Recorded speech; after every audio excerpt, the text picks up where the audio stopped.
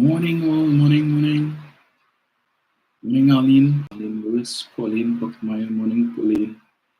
Gertrude. Morning to you. Morning, Roxanne. Thank you for my brooms. The number of brooms I'll have to go every day, Roxanne, based on what we see taking place. On the other side, morning, Rickman. Blessed Sunday to you as well. Neil Francois, always present. Morning, sir. Daniela Williams, morning. Daniela Terrence Swan, morning, sir. Cyril Mayas, morning. David Clark, morning to you, sir. Morning, Anna. Shade Dimple, 66, morning. Holly Legal, morning. Jackie Graham, morning to you. Rhonda Joseph Althea, morning. Janice McCauley, morning, Shah. Udani Bruce, morning. Udani Margaret Thomas, morning. Let's see who else is there. Glenn Richardson, morning, sir. Ria Ghani, morning. Trevor Carter Nelson. Yes, Roxanne. That's what we talk about. Gillan Jackson, morning. Gillan Michelle, Superwoman, morning to you, Kathy, and Best. Let's see who I have on Facebook. Morning, Carol. Yes, Carol, today is extremely hot. It's ridiculous. Right? I saw that the weather people are saying that they expect the second half of May to see the onset really of the rainy season, and in fact they're predicting that rainfall in May is going to be above average. So we have to enjoy the sunshine now that it's, even though it's a little hot, but in about a month's time there's water evermore. Morning, Annette. Morning, Diane. Raymond Penny, morning to you, sir. Judy Bowen, morning. Gemma Alexander, morning to you. Morning, Deborah. Deborah Duranty. Let's see. D. Pear, Angela Carty, and Marva James, morning to all of you guys. Shari Bartholomew, morning to you. Sean Edwards, Candice Joseph, Victoria Isidore, morning to all of you guys. Morning, Joy. Marlene West, morning to you.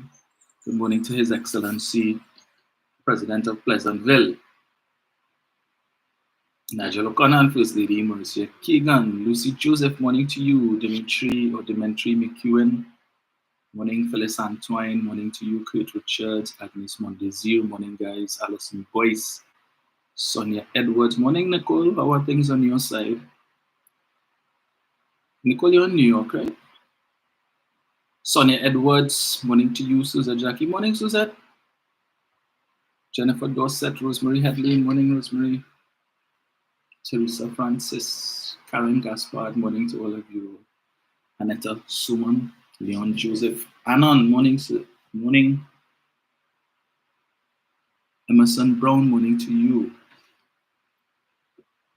Chris Domini, morning.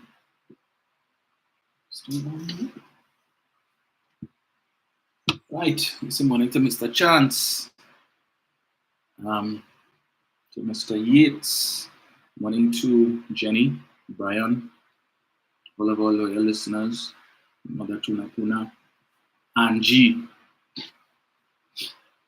So, last week was a pretty interesting week in the political life of Trinidad and Tobago.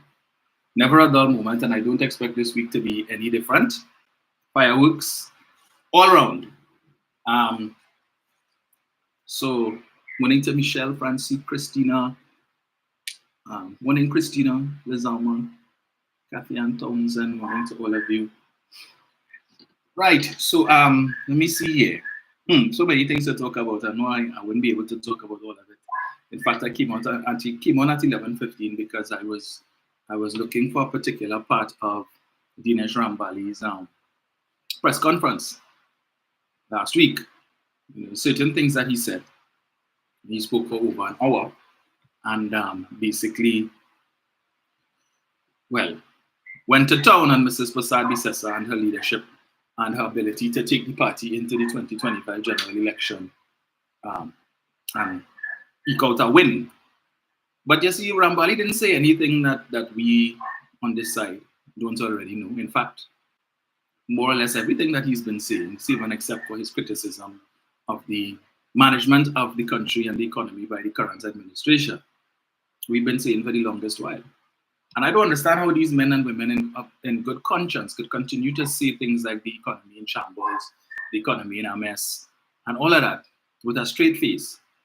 And every time they say that, it seems like, I don't know, you see a newspaper article or a news story talking about another company making record profit, the likes of which was not seen between 2010 to 2015, positive economic news, and all of these different things. But yet still they continue that narrative because they have nothing else.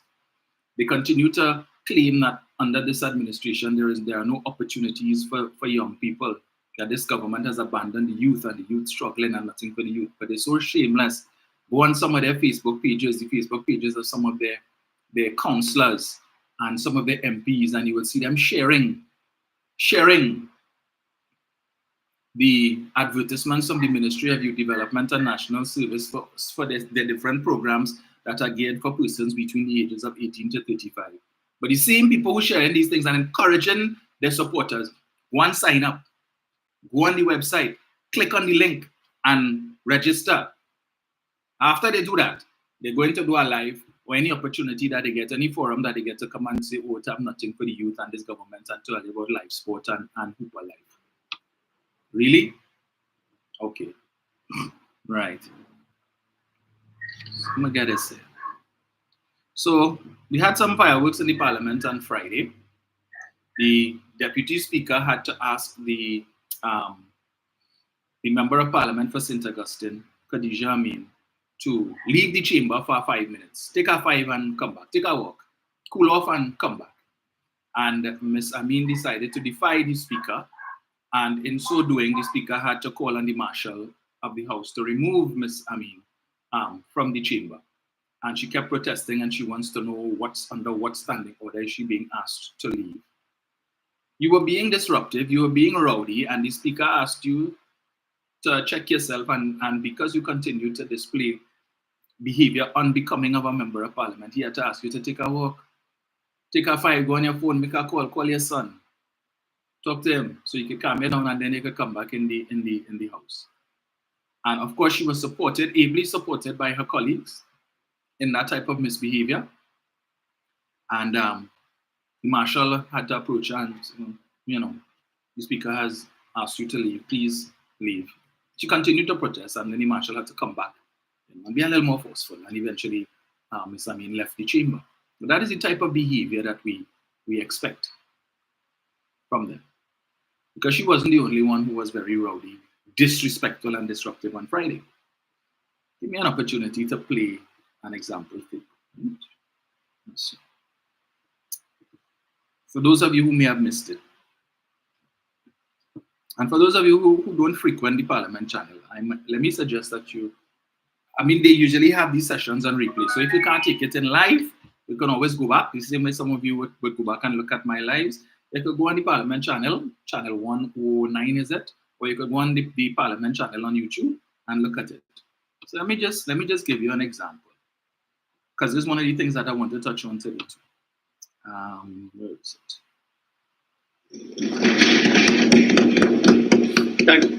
Thank you, Mr. Deputy Speaker. To the Minister of Health, in light of the unexpected deaths of 7 babies during the period April 2nd to the 9th, 2024, at the neonatal intensive care unit of the Port of Spain General Hospital, will the Minister provide the status of any investigation into these tragic neonatal deaths? Minister of Health. Thank you very much, Mr. Deputy Speaker. Mr. Deputy Speaker, it is my intention to make a fulsome statement in a short while, and I ask that we treat with the matter then. Thank you.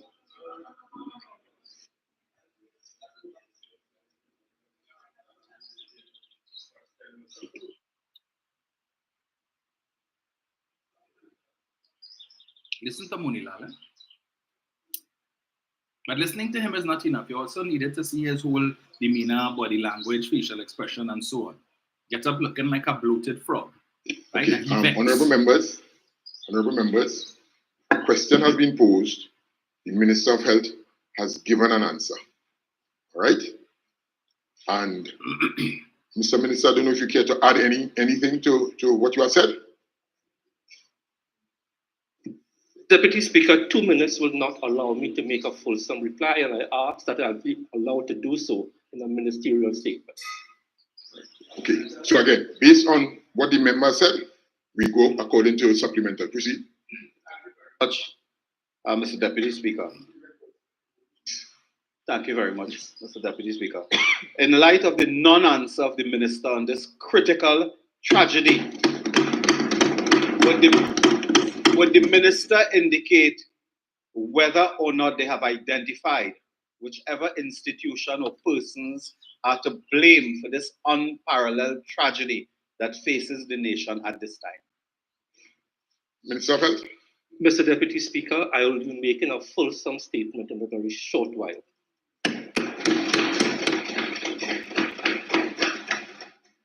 Second supplemental, Orubuchis, members. In light of the Minister's non-answer, could the Minister indicate whether his resignation on this matter is forthcoming, given the tragedy of 7 babies dying? Based on the question posed and the answers given, I will not entertain at this time. Member for Prince System. No, members.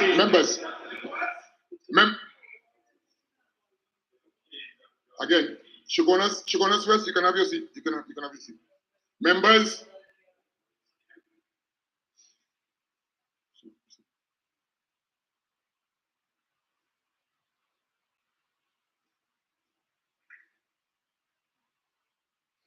Okay, honorable members, it's 10 minutes into the session this afternoon.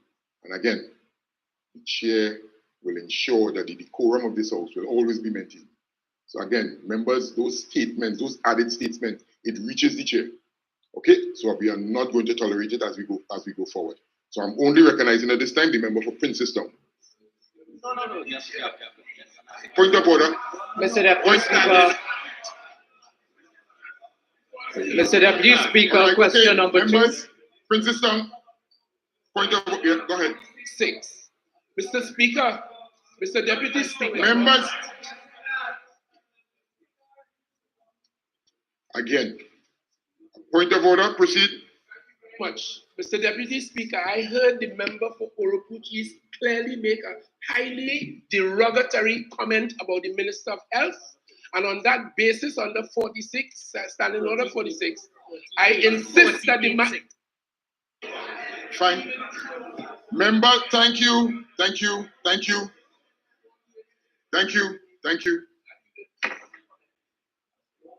All right, okay. Member for Windsor, on the point of order raised, member for Kuva South, could you just withdraw the statement you made earlier? Oh, my apologies, Oropuchis. Just withdraw. Could he indicate which statement I made that was derogatory towards the Minister? Hold on. Okay, members, as the speaker, I heard the statement. Okay, so member for Oropuchis, I would just ask you to withdraw, please. Draw. Thank you. The statement calling him a bit.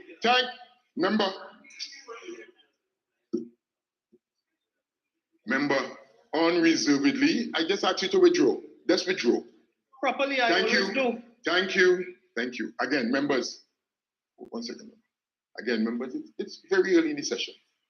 Right? I'm hoping that we would not be here too long today, for the whole of the evening. So please, let's ensure that the decorum is maintained.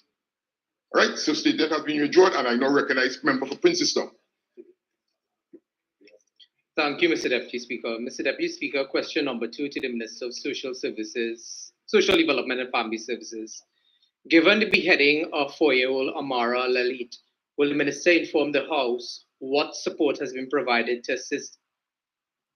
Right, so that was right. That was just one instance of several instances of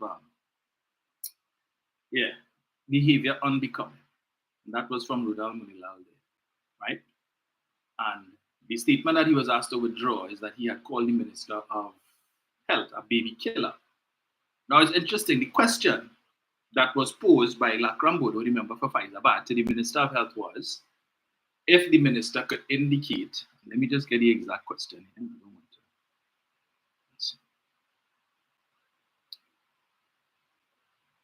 could have also played that one with Padaratu, but no, we forget it. We'll deal with that on another date. Right.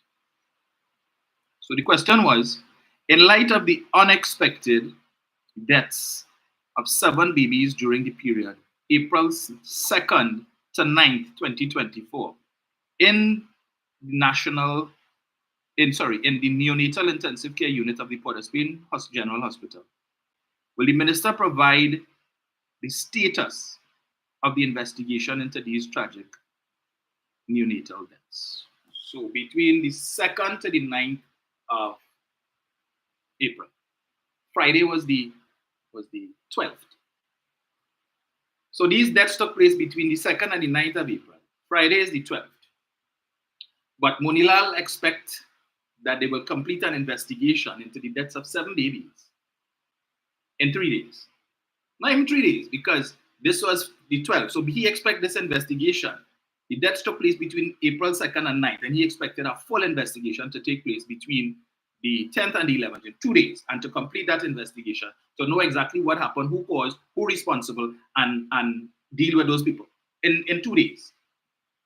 So he come in the parliament like this big badger, and he ready to fight. You see, look at it and you see the body language and facial expression. And if it says he was 2 inches or 2 feet closer to Terence Daleson, he might have hit him and slap. Right? But they always using situations like these, unfortunate incidents like these, to come and prostitute these things for political gain.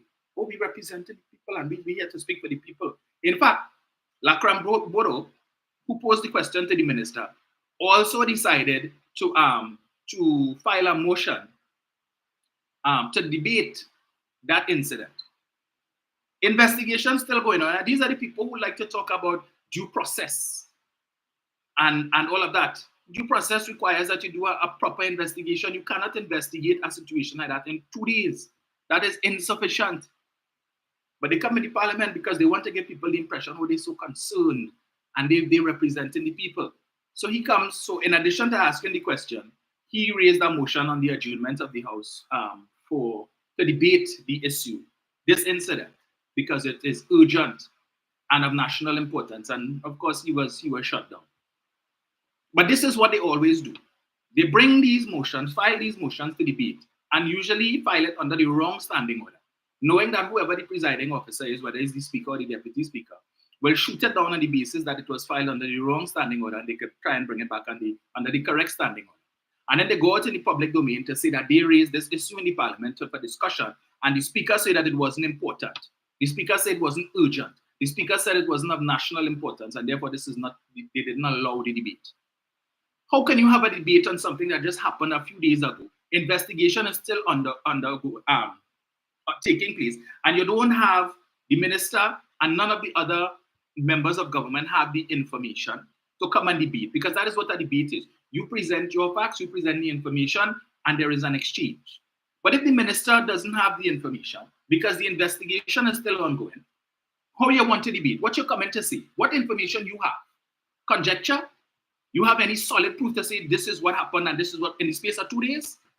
But that is what they do, because somebody working in the hospital who supports in their party and give them some essence, well, yeah, this is what happened, wherever it is. And they want to come in the parliament to put it on Hansard. But to borrow a line from one of their favorite persons, Gary Griffith, parliament is the one place you could go and lie and there are no repercussions. So somebody come and tell them something and it's sounding good, let me run in the parliament and say it. So if it's incorrect, they can assume it. Right? But there is something called privilege. And you could be taken before the Privileges Committee for misleading the House. But for them, it makes sense. In 2 days, you expect, so the minister says, look, you ask a question. I have 2 minutes to answer. 2 minutes is not enough for me to give a fulsome statement based on what I have so far before me. I also have the facility, after this part of the session is finished, statements from ministers, where it is that I have a little more time. So I have a prepared statement here for me based on the preliminary investigations, based on the preliminary report that was sent to me, and I can update you all on that. But 2 minutes is not enough. So all I'm asking you to do is just hold off a little bit until we finish this part of today's proceedings, and then the next part, which is statements from ministers, in about 2 or 3 or 5 minutes.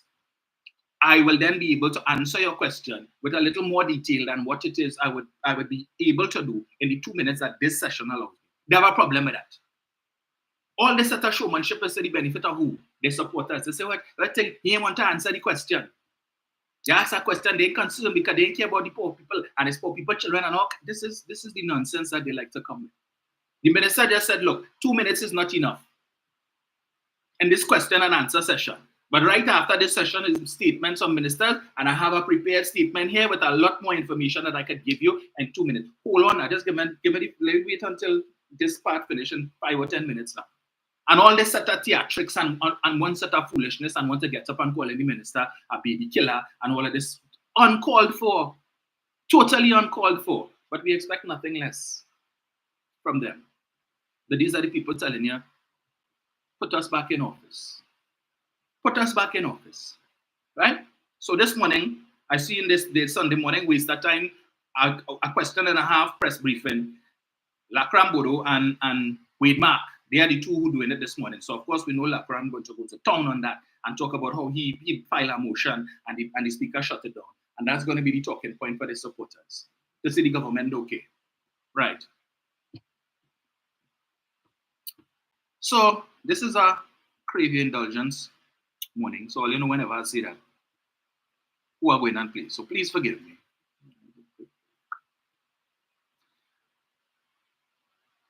I'm not going to play much, right? So just forgive me for one moment.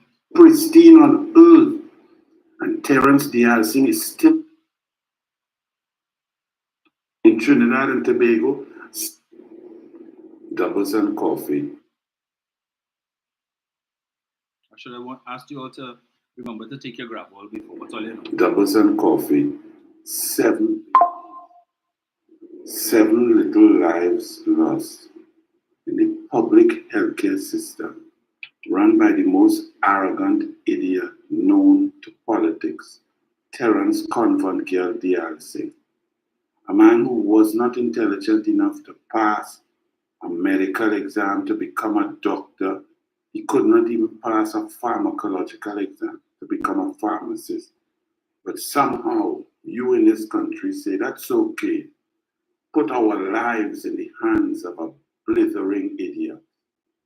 And now you have 7 babies dead due to incompetence, inefficiency, lack of process, lack of analysis, lack of action, because the blithering idiot puts other idiots in charge of management of systems and fights against those who are trained, those who are intelligent, those who have the experience to provide great health care.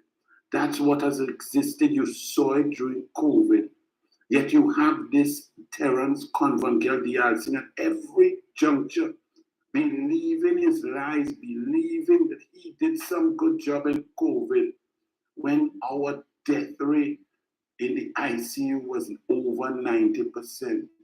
But now our little babies, our precious little lives are gone. And somehow, and I couldn't really read it too much, and I didn't want, I had to know the information and the facts, but I couldn't take it all day. Little babies. It reminded me of when my children were born, my big daughter, 26 and a half years ago at Amicus. Rebecca, when she came out brown and beautiful, but what I recall is Dr. Narayan Singh and the staff at Amicus, the nurses, the matron, everybody being so meticulous, the processes, the scrub down, the gear you had to put on. When I had to go in the delivery room, everything was pristine. How they cleaned every instrument, they cleaned the room, they did everything. There was no joke. It was almost like they were computerized. It was on automatic pilot because they had drilled the importance of cleanliness, no bacteria, no germs, nothing from the outside. And you got babies coming out healthy and living. When my youngest daughter, Anaya, was born 9 years and 5 months ago at West Shore, with Dr. Kisun. Her mother was in labor 34 hours and eventually had to do a C-section. I was in the room again, but systems, nurses, doctors, cleanliness, pristine. Dr. Kisun immediately handed me, after I had to scrub down for about 5 minutes straight with arms with full rope, with gloves, with everything, handed me Anaya Patricia Roberts, and I had to take her into the sealed, secure room to get 2 antibiotic injections because the labor had been so long and so stressful. But everything I recall was how precise, how intense, how meticulous, how clean everything was. But here in our hospitals, managed and run by the PNM for 8 years, where death and destruction has existed, now we reach the bottom of the barrel. We reach the worst, that little babies that die because of an infection, and 7 babies, not 1 baby, but the infection moved and spread in the ICU, in the intensive care unit, in the incubators, places that should be the most pristine on earth. And Terence Dialsing is still walking around as the Minister of Health in Trinidad and Tobago, still talking arrogantly with his fake convent girl and accent, pretending and feigning intelligence. And you all think this is a joke?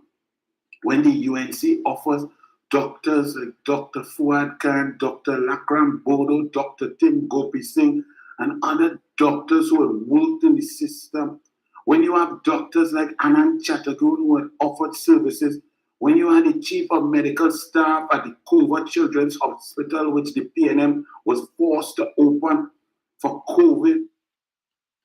So we expect we're going to get more attacks like that on Terence Dialsing over the course of the next year or so, as he seeks to challenge Mr. Dialsing. Now, it's interesting. He told us when he went to file his nomination papers for the seat, to be screened for that seat.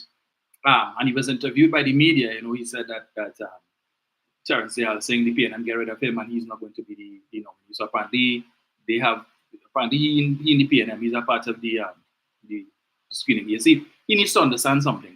The screening process in the PNM is not like the screening process in the UNC, where people already have been selected to contest seats, but you're going to conduct a fast in the next month or so to fool people. In fact, in the Monday Night Forum, I got a snippet. I was able to listen to Mrs. Prasad Bisessa's contribution to the Monday Night Forum. And she was talking about the upcoming screening process. And she referred to Jolene John. She said, Senator Jolene John, and perhaps next soon, MP Jolene John. But like she catch herself. And then she said, well, perhaps, maybe, depending on, because we have a screening committee and so on. But we already know it's more than a year now Jolene John has been campaigning in Lauketa Talparo. But now we're hearing talk that perhaps they realize the writing is on the wall, because I played for you all last week, Mr. Roberts, in telling you what the math is, or what their math is for the next election. It's saying right now the UNC has 19 seats, and they expect to win 3 additional seats in Trinidad, which is St. Joseph, Sangre Grande, and San Fernando West. So they've taken Tunapuna out of the equation, and what's the other one, boy? And Lauketa Talparo. So they've taken those 2 out of the equation. They're not factoring that. So they said that will take them to 22, and the 2 seats in Tobago and Fali, so that'll be 24, and the PNM have 17. So it tells me Jolene might be going somewhere else. They might put her in a safe seat, like maybe, I don't know, Chaguanas West, or they might put her in Naparima, because Rodney Charles said he ain't going Napa again, so that is a safe seat there. And the UNC faithful wouldn't mind, if wherever they put Jolene John, they wouldn't mind. So instead of her going through all of that grueling exercise of having to try and bribe voters again, like she did in 2020 with furniture and appliances and so on, and still get your backside handed to you, they might give her one of those safe seats. So it's a foregone conclusion, but they're trying to fool people. But this attack calling Terence Dialsing a convent accent and and he's a blithering idiot and all. This is his strategy. Notice the difference between Terence Yeltsin and him. Huh? Yan does about Gary Griffith, but you're coming at Terence Yeltsin and talking about Terence Yeltsin is still Minister of Health after this thing has happened. Investigation still ongoing. We don't know what happened, who responsible, what would have led to it, whether there's anybody to be held culpable of this thing, whatever caused it. We don't know. But he finds Terence Yeltsin should have been fired in the absence of an investigation. But these are the same people who want to talk about due process. Due process. Right? That is their idea of due process. But he said something that I took note of. And he told us about the UNC and the health sector and the healthcare sector under the UNC and Fuad Khan and Lakram Bodo and Tim Gopi Singh and so on and all of this thing. But what I found interesting, he said 26 and a half years ago, his eldest daughter was born at a private institution called Amicus. Not Port of Spain General, not Mount Hope Hospital, not Arima Hospital, not Grandy. His daughter was born 26 and a half years ago at Amicus, which is a private entity where he had to pay her money. But 26 and a half years ago, who was in power? 26 and a half years ago, that was what, 1998? Who was in power then? Not the UNC? Not Basdeo Pandey? Who was the Minister of Health then? Hamza Rafiq, I think, or something so? But he didn't have confidence in the public health sector 26 and a half years ago under the UNC, so he went to Amicus private and pay her money so his daughter could be born. And then he said 9.5 years ago, his youngest daughter was born at West Shore. But 9.5 years ago, who was in power? Who was in power 9.5 years ago? Not the UNC? Wasn't he a part of the very same administration that was in power 9.5 years ago when his youngest daughter, Anaya, or whatever her name is, Anaya Patricia Roberts, was born? So 9.5 years ago, under the same Dr. Fuad Khan, who we just tell earlier, they have the best doctors and the health sector, and they had this one and that one. He didn't have confidence in the public health sector. He didn't have confidence in Port of Spain General Hospital under Fuad Khan, who was his cabinet colleague at the time. He didn't have confidence for Shondell to go to Port of Spain General. No, he went to West Shore and pay her money. But he had so much confidence in the public healthcare sector under the UNC on the two occasions when your daughters was born. The two examples that you gave was the UNC was in power in both times. Both times. What does that say? It says to me, if idiot, if they're looking for a poster boy for idiot, that's the man. I don't know, probably this morning the coffee was decaffeinated. He didn't realize the idiocy and the stupidity of what he just mentioned there. You want to boast about the success of the health sector under the UNC, and on both occasions, when your daughters were born, UNC was in power. UNC was running the health sector, but you didn't have confidence in it to go to the public health sector there. What a fool. And this is the clown that they want to put up to run for St. Joseph. And that making sense to him. That making sense to him. Let me remind him of something that happened while they were in power, lest he should forget. I'm going to get this here. If they feel we memory short, mine ain't short. Let me get this here. Where is it? I'm reading an article here in the Express dated March 4th, 2014. Right? So almost 10 years ago. Well, that's a little over 10 years ago. Baby dies after head cut during C-section. Father seeks answers and complains of Mount Hope Hospital staff. A father is pleading for answers as to why his baby's head was cut from ear to ear, resulting in his death during a cesarean section surgery. Emil Millington said his wife, Kellyanne Cottle, 38, went to the Mount Hope Women's Hospital last Saturday to have a cesarean section operation performed. They said she had to do surgery because she is a hypertensive case, and they said that the umbilical cord was coming too short to soothe the baby, Millington said. In the evening, she called me to say the baby dead. They cut the head of the baby from ear to ear, he added. To add to the horror, Millington said hospital staff said they did not have space to store the baby and wanted to cremate his son that same night. Let me repeat that. To add to the horror, Millington said hospital staff said they did not have space to store the baby and wanted to cremate his son that same night. This is a newborn. What's the size of a newborn? But they didn't have space. Who was the Minister of Health then?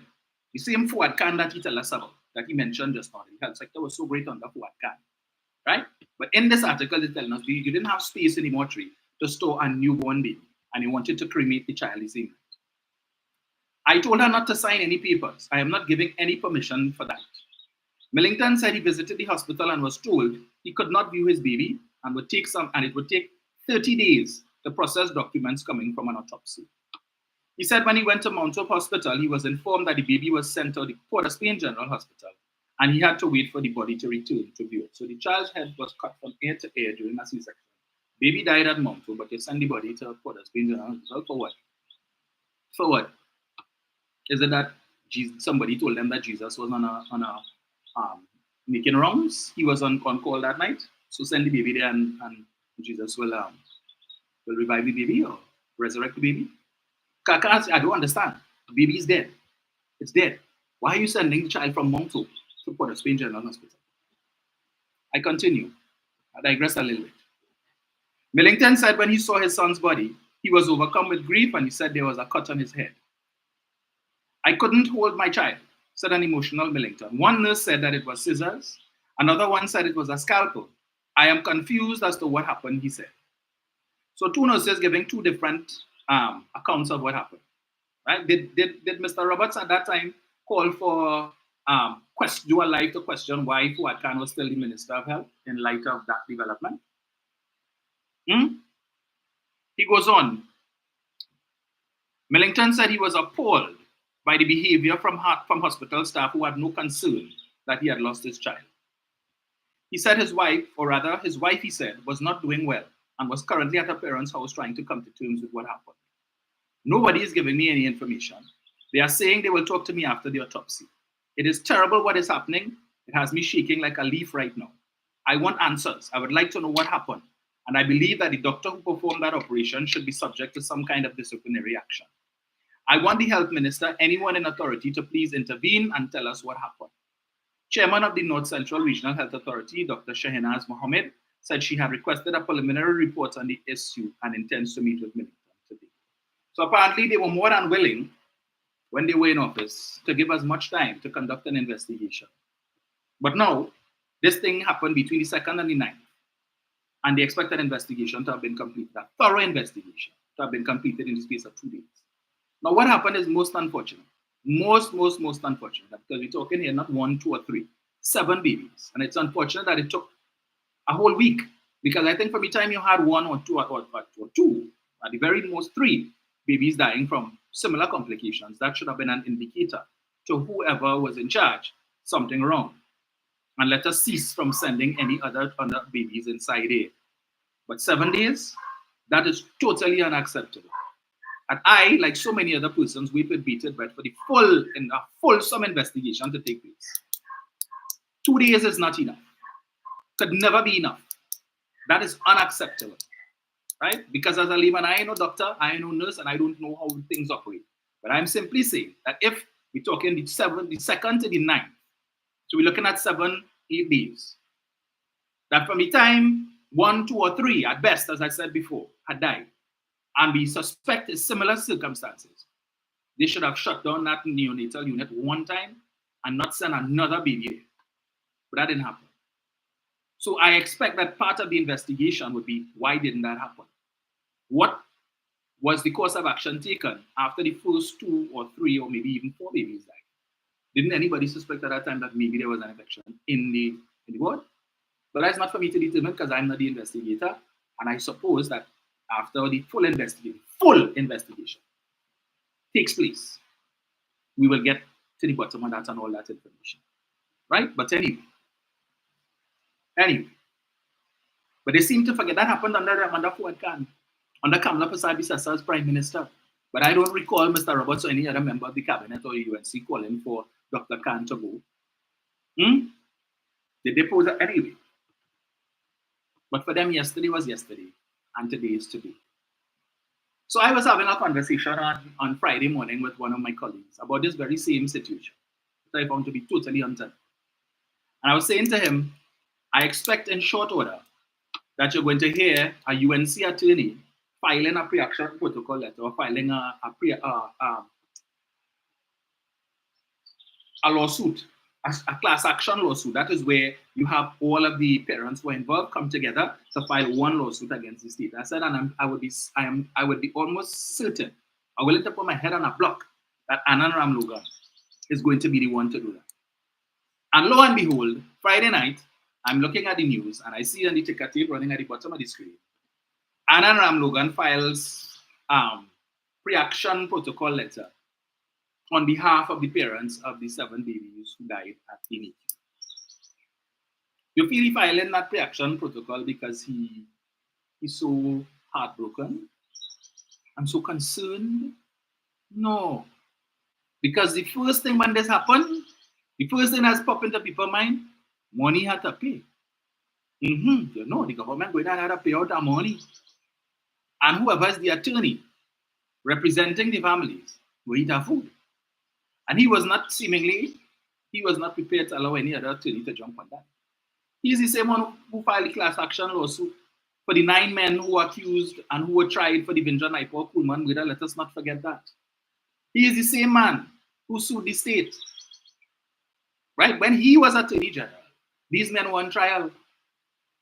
In his mind, when he was Attorney General, they were guilty. Right? Prosecuted to the full extent of the law, as you say, jail and make the right fig. They hired 3 special prosecutors to make sure that these men end up in jail for the rest of their natural life in the persons of Dana Sitahal, Israel Khan, and Gilbert Peterson. They were made special prosecutors. These persons who normally serve as defense attorneys were brought in as special prosecutors so that the state could leverage on their skill set to ensure that these men make a jail. They mustn't escape. He was Attorney General. In fact, Israel Khan said they were paid each of them was paid $50,000 a month for that case that lasted almost 2 years. He was Attorney General. Right? The men got off. They were acquitted despite the fact that you hired 3 of the best senior counsel attorneys in this country. They got off. And then what happened? They come to sue the state now to say the prison conditions to which they were subject from the time they were arrested during the course of the trial to when they were acquitted was unacceptable, inhumane, and would have impacted, right, the mentals of these 9 men. That's what you say. But when you were the Attorney General, for the majority of the time that they were incarcerated, you were the Attorney General. The administration of which you were a part, the cabinet of which he was a part, was so concerned at that time about prison conditions that they put together a task force, a committee, to go and inquire and investigate into prison conditions. That task force was headed by, if memory serves me correct, I can't remember, I think it was Professor Ramesh Diosaran. Included on that was the supervisor of prisons at the time, Daniel Khan, who was the son of Israel Khan, attorney, Daniel Khan. And they went and the cabinet, the government spent money for this committee to go and inquire into prison conditions. And they do a whole report. And when you read the report speaks to prison conditions. And it tells you inhumane, whatever, this, whatever. That report went back to the cabinet. Right? I think it might have been laid in Parliament as well. What happened? You saw it fit to commission a committee to go and look into the conditions in the prisons. You get the report and did nothing about it. Did nothing to improve prison conditions. Jail and make the right thing. Jail and make the right thing. So as far as he was concerned, I don't care what our reports say. When you go inside there, it's not a hotel. It's not an Airbnb. You didn't go in there to relax. You go in there to be incarcerated. Right? And then today, you are now suing the state for $3.5 million each. $3.5 million each for these men because the prison conditions that they endured while you were Attorney General and your government had the power to change it was unacceptable. But he jumped on this. So he's still fighting that case because remember it was reversed. The decision of the court to award these men $20 million was squashed because on appeal by the state, and now so he dealing with that reaction. Now he jumped on this bandwagon too. So he's going to represent these families, and let's see how much he's going to ask for. Because if he asks for $3.5 million for each for malicious prosecution and inhumane conditions, I could only imagine how much he's going to ask for each of these babies. Or we wait to see. And just remember, whatever is the outcome, because I'm sure the families didn't pick up the phone and say, hey, let us come together and go and call Anand Ramlogan now. Pretty sure they didn't do that. So it's more than likely that he would have approached them with the suggestion. let's file a class action suit, so all of you will come together. So instead of everybody having to find money to hire different lawyers, hire one lawyer, we do one lawsuit, we sue them for a big chunk of money, we'll eat our food, I will eat our food too. It's all about money for these guys. Self-aggrandizement.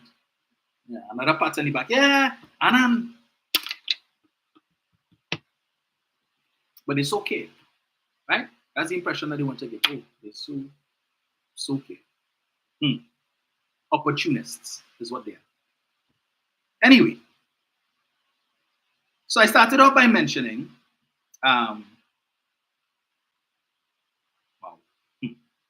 Dinesh Rambali and his press conference, the latest of a whole string of UNC faithful, prominent UNC faithful, who have come out to tell us that Kamala Persad-Bissessar is unfit to lead the UNC, far more to lead this country again as Prime Minister. Something that persons in the PNM camp have been saying ad nauseum for the last 8, almost 9 years. And for that, UNC faithful were saying PNM people stupid, PNM people dotish, PNM people latrine fly, PNM people drinking Balize juice, leave Kamala alone, Kamala is the best Prime Minister this country has ever seen, la la la, all of that. Right? Now, you have all these guys who were there for the last 9 years, propping up Mrs. Persad-Bissessar. The last 2 times that she would have contested the internal election for the position of leadership were propping up. When Vasant Bharat contested the leadership, challenged her for leadership, and she had nothing good to say about Vasant. And they say he's an elitist, a knife and fork Indian. Not my words, theirs. Right? And he was saying, country before party. What did she say? You say country before party, then go to hell. Go to hell. Where were these guys to come out and say, no, Mrs. Persad-Bissessar, I support you, but that can't work. This advocacy of party before country, that cannot work. That will not sell with those persons who do not support the UNC, but whose vote we are depending on to get into office in 2025. They said nothing. They hushed them out. All of them. When Fuad Khan challenged her for the leadership, and same thing, they had nothing good to say about Fuad, he's an Makarami, this and that, he ungrateful. He was a poor MP. What he do for St. Augustine while he was there, he didn't do nothing. The same thing, the same about Rambali now. All of a sudden, the supporters coming out of the woodwork to say Rambali for the time that he has been there, he did nothing for Shogunas West, and point out one thing he do, and he wasn't so, and they didn't see him since he was elected, they haven't seen him, and all of that. But they weren't saying that all the time. It's only now since he decided to come out and speak. The constituents of Shogunas West, those who are inclined to the UNC, have things to say, that all of a sudden he was non-performing. But if he had hushed his mouth like the rest of them, who looking to eat our food, whose political life matters more to them than the country's well-being, and who are prepared to continue to hold on to Mrs. Persad-Bissessar's dress tail, if he had chosen to adopt that stance and that approach, 2025, and he was selected to contest, they will go, the same people who tell you, no, he didn't do nothing for the last 4 years, and he was a non-performing MP, would have gone to the polls and dipped their finger and they ram it up to the elbow to give him to vote for him, right? Despite the fact that he's non-performing. Because for them, it's not about representation, but the party. So the party could put whoever, but they like to tell you the PNM could put a crapo in a Balize tie, or put a dog in a Balize tie in Lavantil, in Digo Martin, in this seat and that seat, and they will vote for them. But they have no problem. Now all of a sudden they have issues. So they want to see the back of Rambali because he was non-performing as an MP for the last 4 years and so. Right? Now Rambali said a lot of things, plenty things. I'm not going to play the whole thing. He will get, I will say it out from the outset. Better late than never, but you will get no kudos from me, Mr. Rambali. None. Because a lot of the things that you said on Friday or whenever your press conference was, were things that you knew for the longest while. And you said nothing. You were quiet. You were silent. So to come out now and make this revelation and expect, hey, yeah, boy, well, good thing, despite the fact that I see the Doglaya did a live for about what, 8 or 9 minutes or something, so 12 minutes. And I think it was 8 minutes, and he did give it to Rambali good. But he beaten up on Stephen Keries too, because apparently Keries also came out and criticized the leadership of the UNC. But not only Keries, a long line of them. I see Joseph Tony, he jumped in the fray too. The same Joseph Tony who just a few months ago, local government election, he was in charge on the Grandy campaign, and they had promised to make him the chairman of the regional corporation, and then they blanked him. After he put out all that work and do so much, You blank him.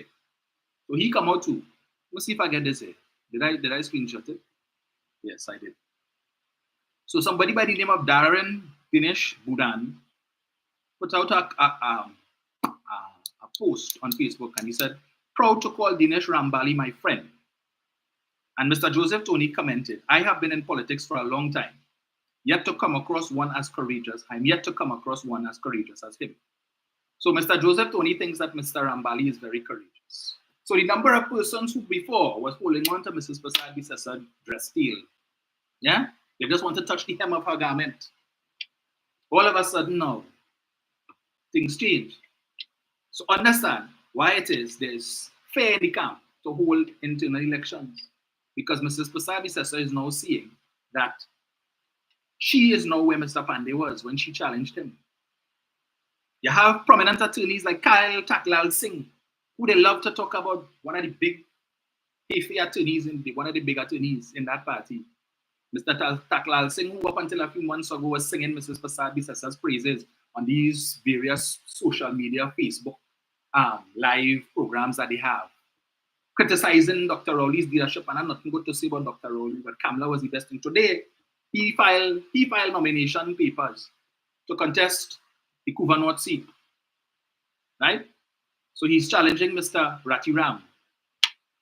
Same Kyle Taklal Singh and others. Chris Hossain, one of I think he's a counselor. He and Saddam So. I don't think they're related, even though they have the same last name. But if you go on UNC Cabal Facebook page, things have been said, allegations. But I'm not going on that. But he and Saddam So, right? And he too is challenging Mrs. Prasad Bisesa. In fact, he was part of that panel with Kyle Taklal Singh and some young lady on Friday night. I can't remember the name of the program. But they talk for about an hour and a half and so on. Telling us why it is Prasad Bisesa is not fit to lead the UNC. She ain't fit to lead the UNC, but they're telling us, others telling us she's fit to lead the country as Prime Minister again. So they've now come to the realization that the rest of us came to a very, very long time ago. So are we still latrine flies? Are we still drinking Balize juice? Or is it that you all have now joined the latrine fly crew? Is it that you all have now started drinking Balize juice? I confused. I would love to know which one it is. Because our position has changed. Theirs has changed. Right? All of them are coming out of the woodwork. Let me read this for you. Let's see what's the time. Something. And of course, we know they started with Marsha Walker some time ago, right? And Marsha came out first and tell us, and what they say, Marsha's and the Makara, Marsha this and that. Expect nothing better. Nothing different. Just no. Hold on. I saw Marsha put out a post. Let me just read this quickly.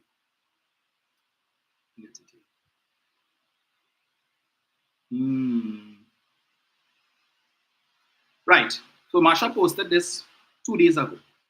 She said, "Let's talk about Gary, Anil, and St. Joseph."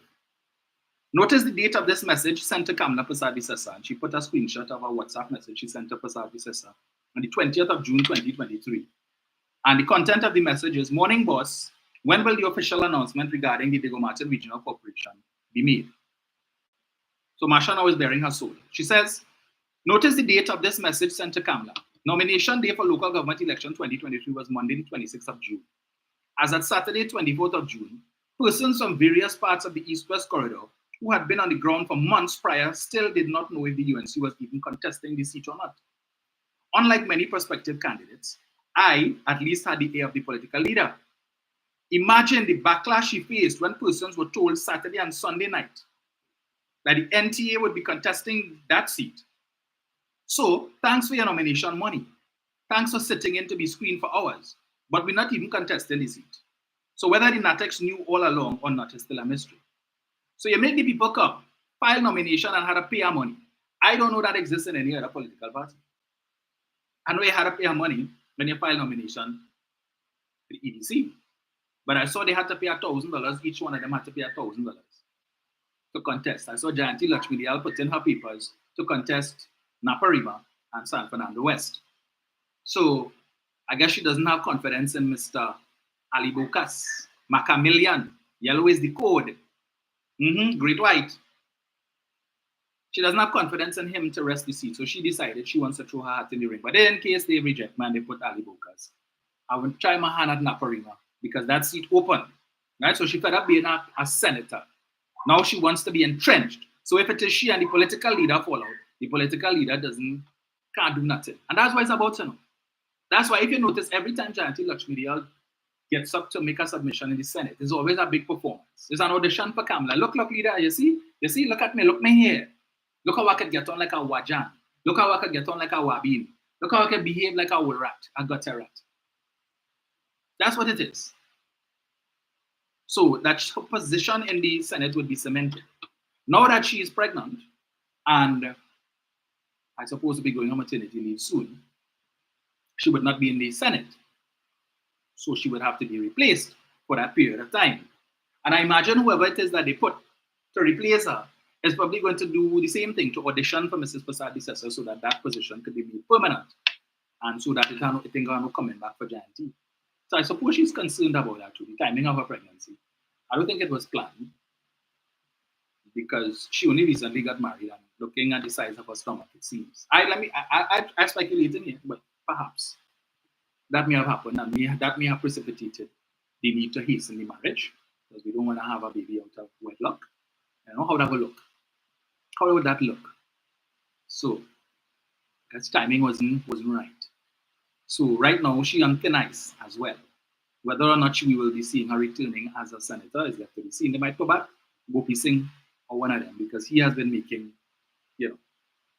a few cameo appearances within recent times. So they probably put him back and say, all right, Janti, you get a sweat, relax yourself now. Let him serve all the rest of the year, just about a year or something, But anyway, I continue. UNC activists were livid, and Kamala lost even more internal support for the way this was handled.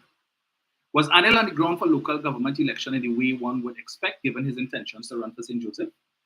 Did Gary make his intention to run for the same seat known even before local government election? Was this an internal drama all along? Kamala is in internal election mode. Make no mistake. She couldn't care less if drama surrounds one of the most crucial seats in the general election. Well, I curtail book in St. Joseph already. I don't even know why Ole even bother. But continue. You see exactly what I have it set up there? Anil and Gary versus Terrence. PNM could count that one in the bag. She needs all the internal support she can get. And she knows the backlash she faced by giving away seats to the NTA after her coordinators put in the work. I won't say more about what was and was not said inside the screening room by this very person who wants to be the MP because, hey, dirty linen and all. So apparently, Anil showed his true colors in the screening room, right? But it was so nasty and dirty. Marsha saying, nah, I can't tell you. Dirty linen, because the PNM, we know dirty linen in public. So Marsha saying, well, I need to, it was too dirty and nasty, I can't tell you. Maybe that will explain why, again, Mr. Roberts has not been at any of the Monday night forums since he attacked Penny Beckles. Hasn't been back. But at the end of the day, Kamala's action or lack of it tells us that she's focused on staying political leader, even if it means losing the general election. Because trust that if she cannot sort out this fight for St. Joseph, PNM will run away with another victory, and the worst performing prime minister in history will score a hat-trick. Okay, Marsha, I can agree with you with that worst performing prime minister. All right? But anyway. So that's Marsha there. But permit me to play a little bit now of Mr. Rambali. Having listened to almost his entire press conference, and I said he gets no kudos from me. And the rest of them who are going to come out subsequently will get no kudos from me either. Right? Because for 9 years, everything that Ole telling us now, you all knew and upheld it. In fact, anyway, let me play it. So let me get it. Right. So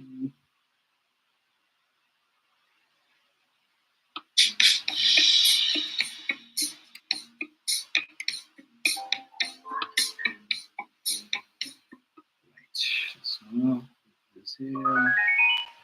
Okay.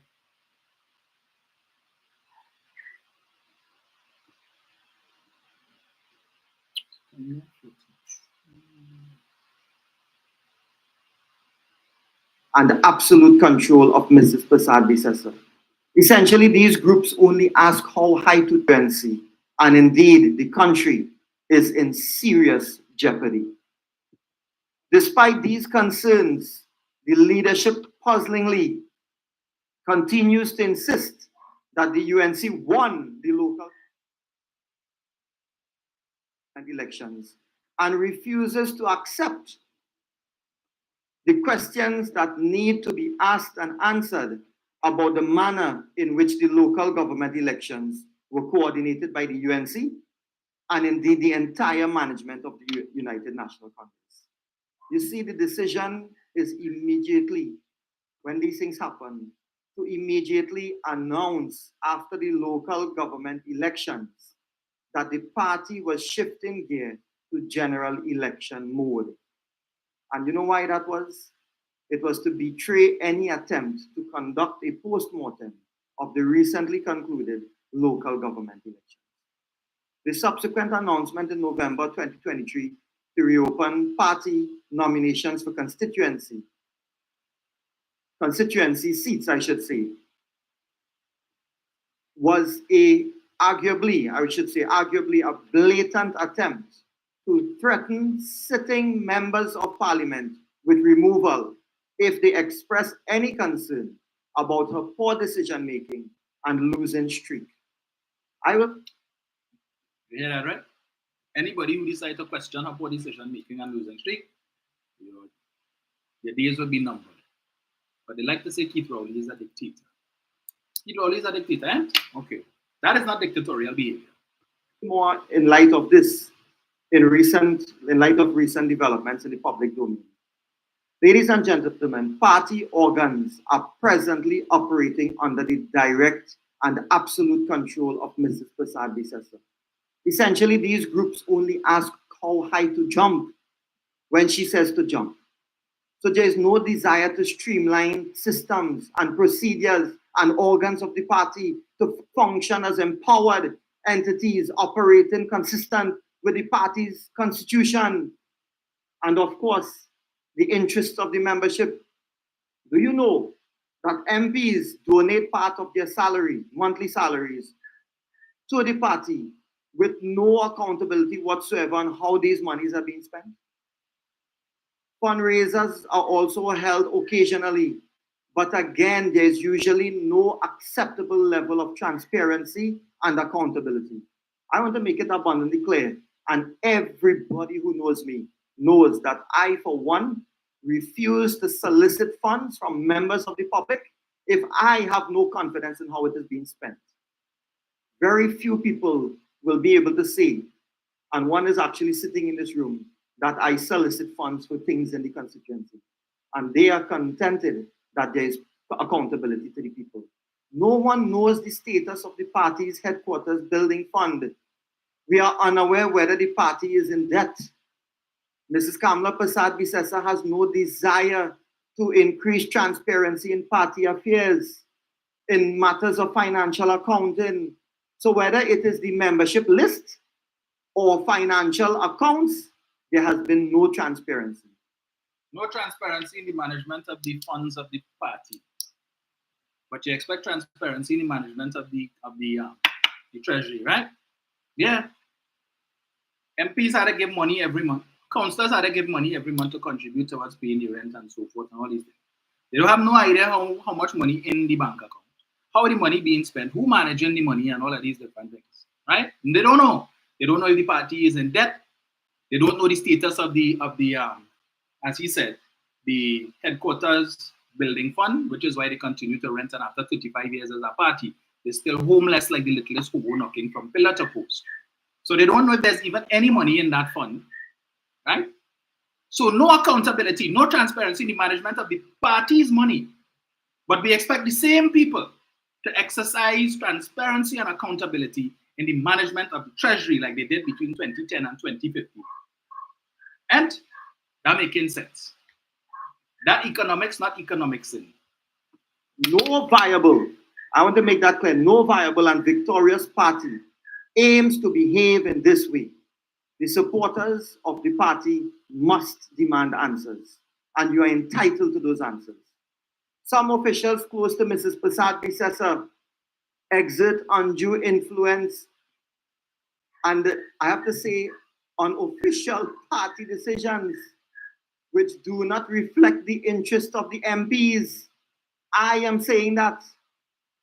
And therefore, the wider party membership and the constituents' views are not being reflected. This is not new information. Also, the leader has consistently refused to reduce unnecessary tensions among MPs, councillors, and party officials, including constituency executives. In some cases, party executives are being mandated to actively undermine the MPs without clear demarcation of roles and responsibilities, which the leadership should have made clear by now. The UNC party cannot, it just cannot become a lean, clean fighting machine capable of beating the PNM. I want to tell everybody here today, that if you think that you could depend on the default factor, which is that the unpopularity of Rowley and the PNM will be so high that you will automatically get into government, that's not going to work. 2020 showed us that. So the UNC party supporters deserve better. It is my view, as well as that of some other members in the UNC party, that the present leadership of the party does not select councillors and party officials on proven track records, national respect, unquestioned integrity, loyalty to the party, and an unwavering commitment to serve the country. Rather, blind loyalty to Mrs. Kamala Prasad Bisesa is the only criteria. Take it from me, I could tell you. The UNC party continues to participate in the political landscape with the barest minimum of research. Listen to this. We are in 2024. We are supposed to be preparing for general elections 2025. And we don't have the barest amount of research to tell us something empirically driven that we can beat the PNM, we are likely to beat the PNM, or something resembling that. As alluded to earlier, ladies and gentlemen, the party is yet to conduct postmortems after elections. The leadership is not interested in data-driven decision-making in the party. One cannot get away from obvious questions, such as why did close to 70% of voters stay at home in the last local government elections instead of coming out and voting for the UNC? I know the answer to that already. It's cliche now. Well, Facebook or whatever they call it, Facebook page, or that 6 a.m. broadcast was a rebroadcast. Furthermore, only criteria. Take it from me, I could tell you that we can beat the PNM, we are likely to beat the PNM, or something resembling that. As alluded to earlier, ladies and gentlemen, the party is yet to conduct postmortems after elections. The leadership is not interested in data-driven decision-making in the party. One cannot get away from obvious questions, such as why did close to 70% of voters stay at home in the last local government elections instead of coming out and voting for the UNC? I know the answer to that already. It's cliche now. Well, local government elections is always a low voter. That is the answer. Where are we going with this? If more and more people complaining about drains and roads and infrastructure, it shocks me that they're not coming out for local government elections to cast their vote. So I say that it is a sign on account of the lack of confidence in the present leadership. That is what it is. UNC supporters may be shocked to learn how little the leadership is involved in managing party affairs on a daily basis, and that the UNC party is largely being run on press releases. On this note, I want to say this, I am no fan of the PNM, and I'm not a fan of Dr. Rowley. But on this note, we are in political battle. Our job is to know our opponents better than they know themselves. And on this note, I want to say, whilst Dr. Rowley is attending 6 a.m. media interviews in person, Mrs. Prasad Bisesa is being pre-recorded and broadcasted at 6 a.m. Do you think the public is not aware of these obvious differences between the two leaders? You the nation know the lady don't get up early. Come on, man. When they had the crime symposium last year in Hyatt, she was complaining she had to get up 5 o'clock to reach in town for 9 o'clock to brace the traffic.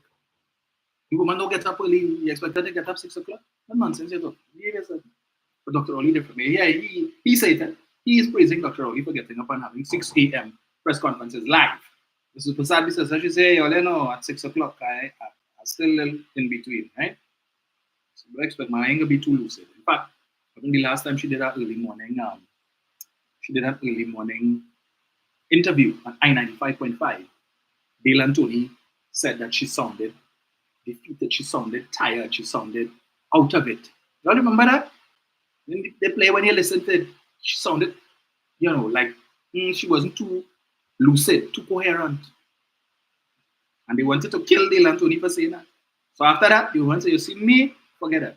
I ain't doing nothing like. Do you think that they didn't know that that 6 a.m. broadcast was a rebroadcast?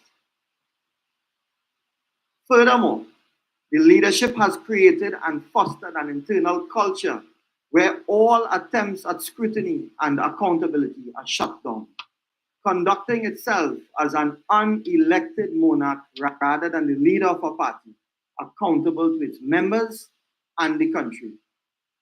In other words, a dictatorship.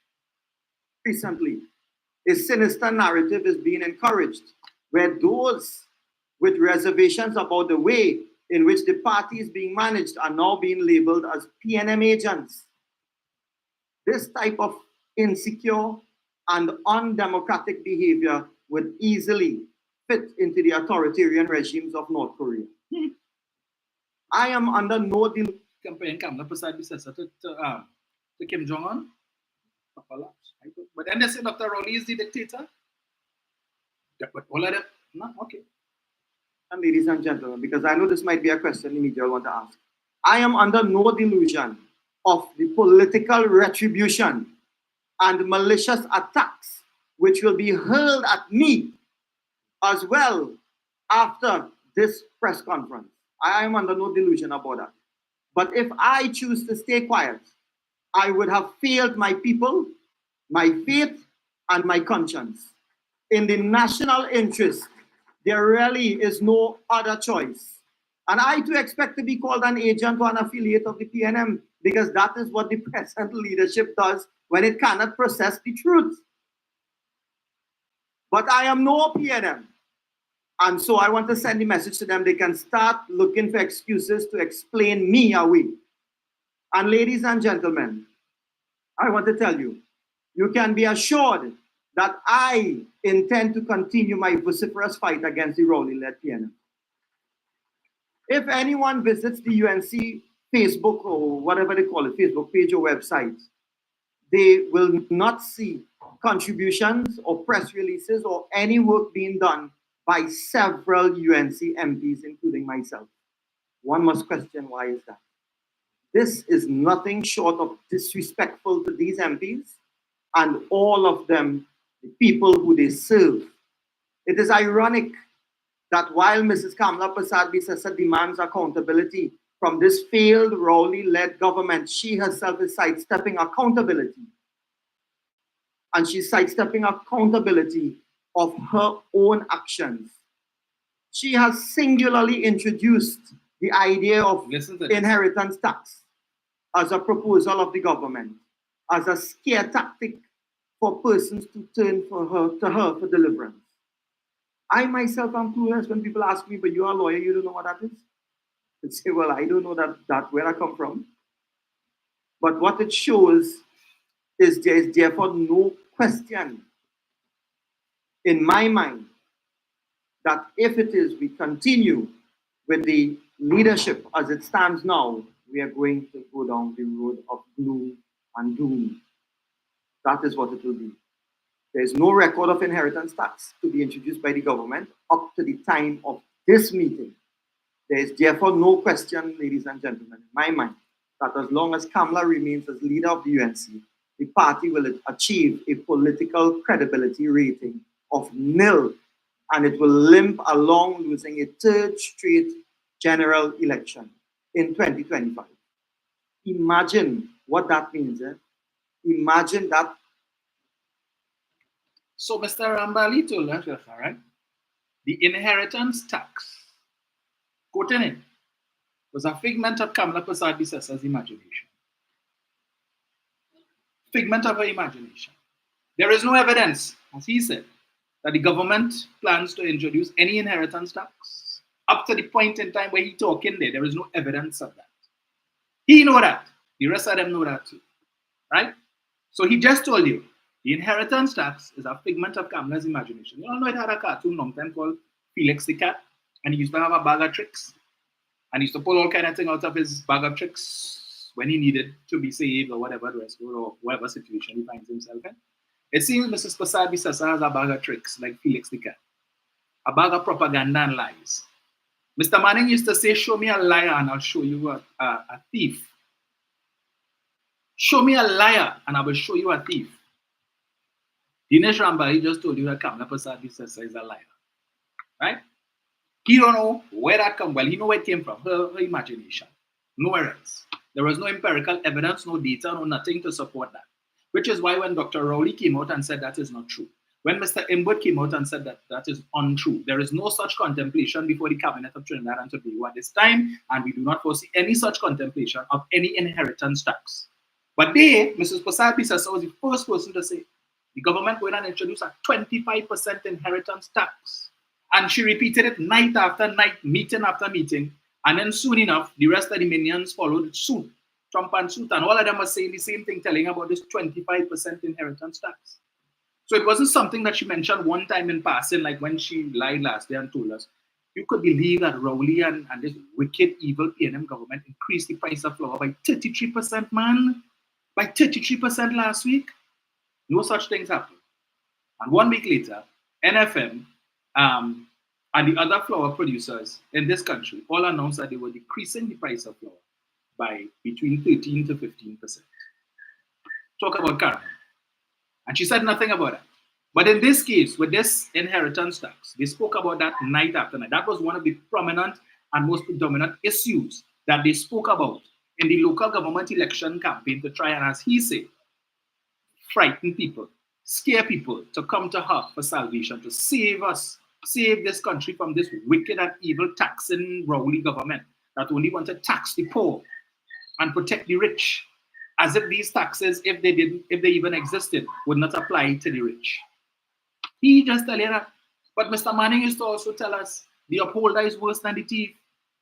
So Mr. Rambali coming now to make this revelation. It might be a revelation to the UNC, not to us, not to the PNM, because we knew it wasn't true. So again, you will get no kudos from me because you, sir, were one of the many upholders. You and the next 17 of them, separate and apart, are upholders because you all knew, as you just said there, that it wasn't true. There was no inheritance tax. But Ms. Prasad-Bissassa probably sit down and sipping on whatever and watching Fox News or watching CNN or whatever is her channel of choice. She seems to love American news and seeing things that they have in the US and come and concoct and throw that out. But they didn't stop there. Let us not forget. They took out full-page color advertisements in the daily newspapers with this 25% inheritance tax. You know how much for a full-page ad in color? It's cheap. They can't pay their rent, but they had money to pay to take out full-page ad talking about the 25% inheritance tax. And then my friend Nigel O'Connor is on. He could bear me out on this. They had billboards. They put up billboards all over the country. I think they had one in Pleasantville talking about this 25% inheritance tax. That is the extent to which they went to. The billboard ain't cheap.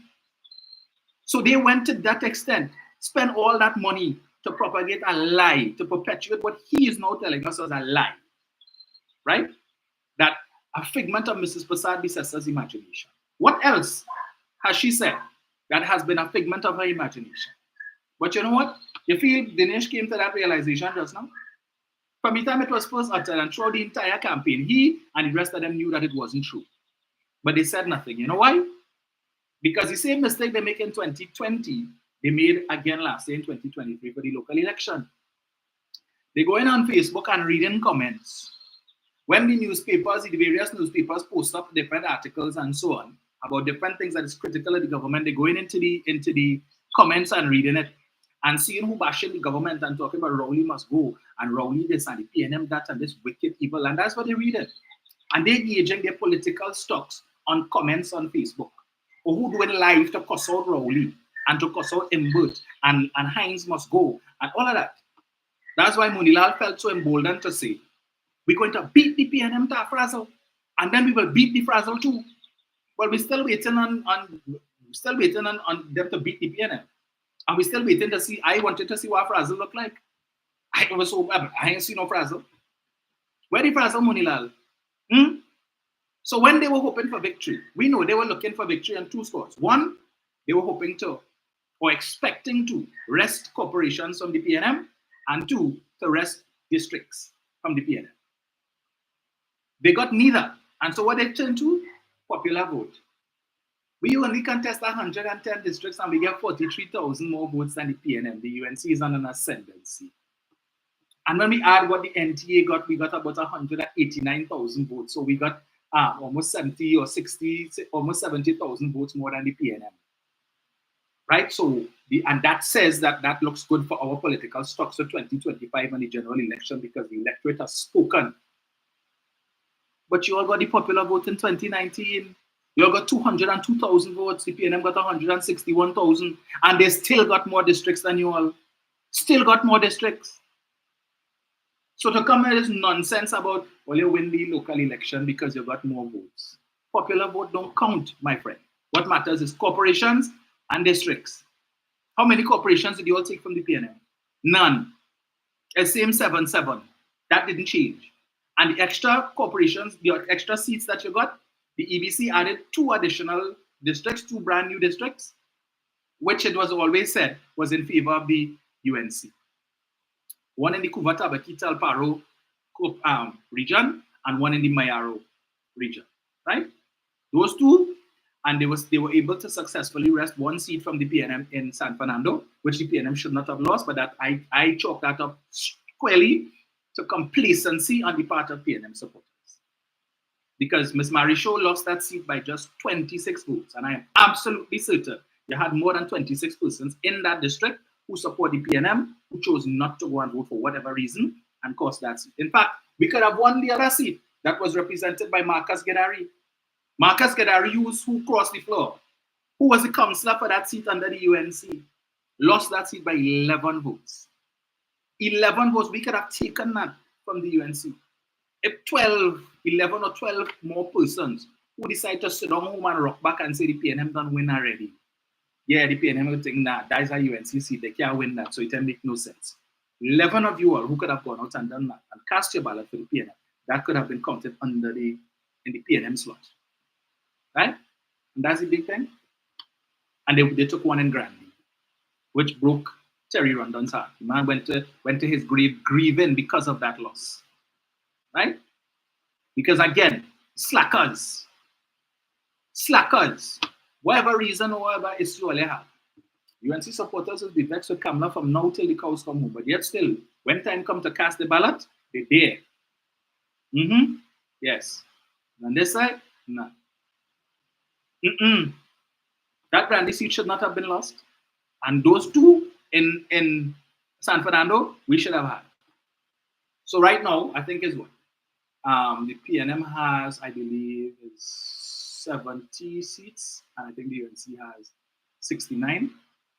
There are 2 seats 2 seats right now up for grabs. The Lengua Indian Walk seat, where there's supposed to be a by-election, and also one of the seats that the UNC captured in the Princess Town or the Penal Daily Regional Corporation is now vacant by virtue of the fact that the councillor died. He was the chairman of the corporation and he died. So a by-election will also be held there. And that is what they call in victory, 43,000. But in 2019, again, you all got 202, the PNM got 161, and then the PNM came back 8 months later and rest an additional 161,000 votes on it to capture 322,000 votes in the general election.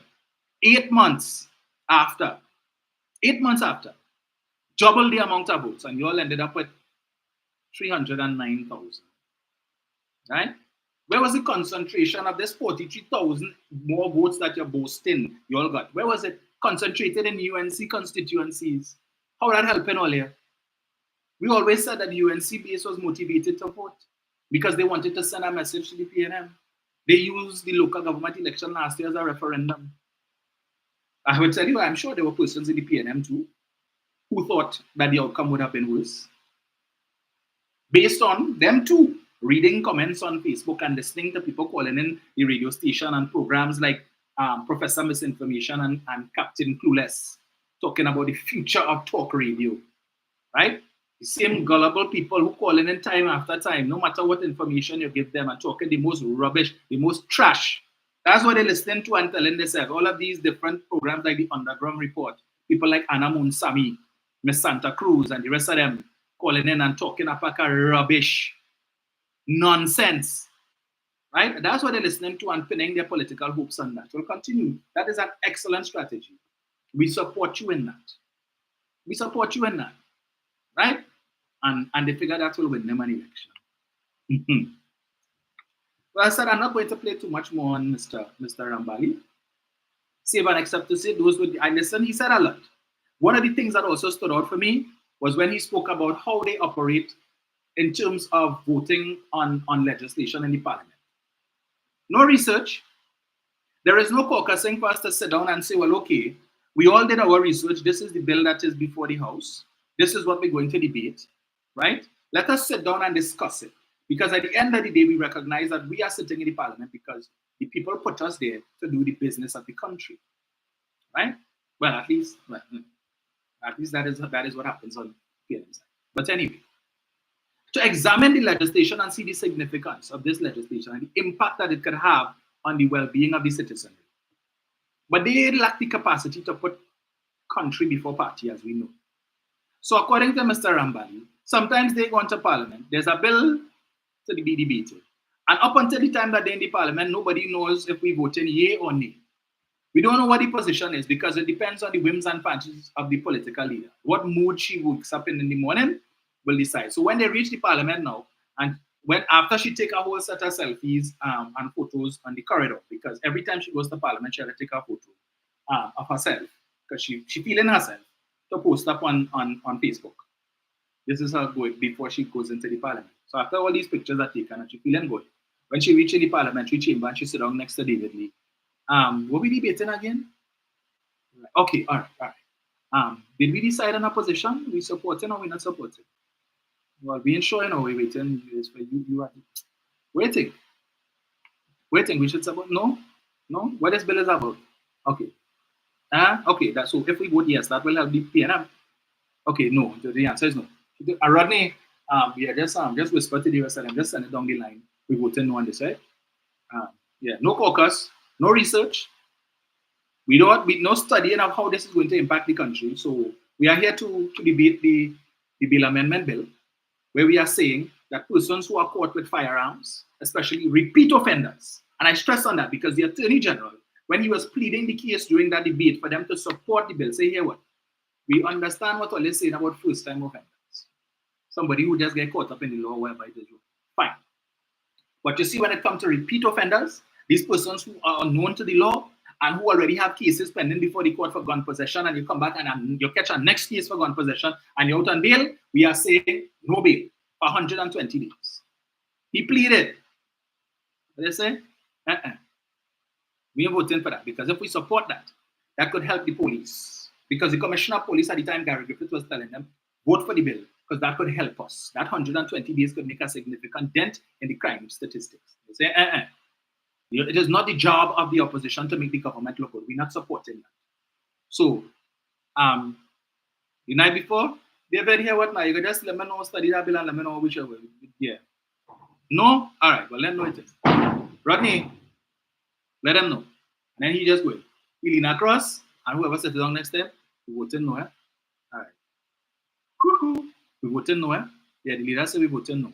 All right, no problem. And they pass it down the line until it reaches the last person. So we voted no. We abstain it because it's good legislation, but We can't support it because that would reduce the level of crime in the country, and it would help the PNM and the police to reduce the number of murders. And we need the murder counter retained to maintain at a certain level so that we could look good. All right, so here what? We're not going to vote no, we will abstain. So they can't say we voted no. We didn't vote yes, but we didn't vote no, because if they ask us why we didn't vote, we could say, well, we had issues with some of the certain parts of the legislation. Did you offer an amendment? Did you table an amendment so the government could say, well, okay, well, they're making sense, all right, we will change it? No, we didn't do that. We just abstained. So that's how it is. And if the leader didn't show up, well, she will send a text message, David, I ain't coming in the parliament today, I ain't feeling too good. Yeah, in the parliament, but I sit down in the office here and I just turn on the TV and I'm watching, I just see Young and Restless come on there. I was scanning, and you know, Victor is my boy. So, and it's a while I ain't see him, so I ain't feel like coming in the chamber now. So, fix up now. And at least if the vote happened before I finish watch my soaps, we abstain. That is the position that they take according to Rambly. That is how they operate. With critical legislation. So when the anti-gang legislation came, right, and Gary Griffith again as Commissioner of Police saying, here what? We need this legislation. This legislation in its current form would have assisted us. The murder toll last year was reduced by 100 and something. This is Gary Griffith. I'm quoting him here. The murder toll last year was 100 and something less than it would have been had we not had this legislation. So we are asking you to support it. And if it is they don't support it, what did Gary Griffith say? He hoped they make peace with the maker. He hopes they make peace with the God. He said that. They came to the parliament, according to Rambly, no discussion, no caucus. We didn't review the legislation to see, well, here, this is good legislation and it could help the country and help the crime fight. No, not about that. It's about party before country. And we're not doing anything or voting or supporting any legislation that could assist the police in reducing the amount of murders and therefore make the PNM look good. Because we ain't really have nothing else going for us other than crime. If the PNM could get a handle on the crime situation, well, dog eat peace supper. They have nothing else really to come to the population. You can remember our solution is stand your ground. Our solution is make it easier for law-abiding citizens to get gun. Make it easier for law-abiding citizens to get gun. We have young students now going to school with ice pick, with screwdriver, stabbing other students because that is what they have access to. But if mommy and daddy have gun, mommy need one and daddy have, so we have at least 2 guns in the household. And then you're living with your brother or sister who working and they get gun too. So you have many options. So instead of taking ice pick and screwdriver to school, well, we'll take one of the guns and carry it to school. Right? Make it easier for them to pop a cap. That making sense. That is their solution to crime. And and they're telling us, put them in office. Put them back into power. They have the solution. They are going to rescue Trinidad and Tobago. But what? When it is that you are not even taking legislation seriously and only hush all your mouth? How long Rambly know that? How long that has been the practice? That when you're supposed to caucus and sit down and discuss the legislation, do your research and everybody come and present so that we can say, okay, yes, this is what? This is the legislation. At the end of the day, it's not about us. So let us discuss it. And what is your position?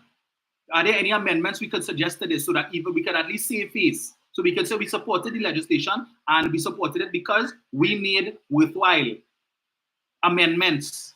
And we feel that what our amendments improved the legislation to the point where we could have supported it. Not even that. They're not even offering an amendment, but only coming in the parliament to talk nonsense like Munilal.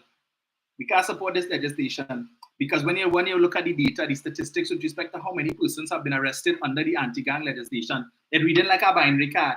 1, 0, 0, 1, 1, 0, 0. So that means the legislation ain't working. So we're looking at the punitive side of it, how much people you arrested. But you ain't studying how many people may have been inclined to join a gang, but because of the legislation, and they don't want to get locked up, they don't want to end up in remand, for how much donkey is, they decided to stick to hold their hand. We're not studying the deterrent effect and only study the punitive. So not the law, the police didn't lock up enough people under this. We wanted to see more people arrested under the anti-gang legislation. But since it was only 40 people locked up instead of 400, we are supported. And that making sense to them and their supporters. And in the meantime now, you could be a part of a gang. You get in bail. And to add insult to injury, You all defeat every single piece of legislation that could give the police the ability, when they lock up somebody, to rest easy that this person behind bars, and that is one less miscreant that we have to deal with. One less miscreant we have to worry about being outside there, taking people ghost.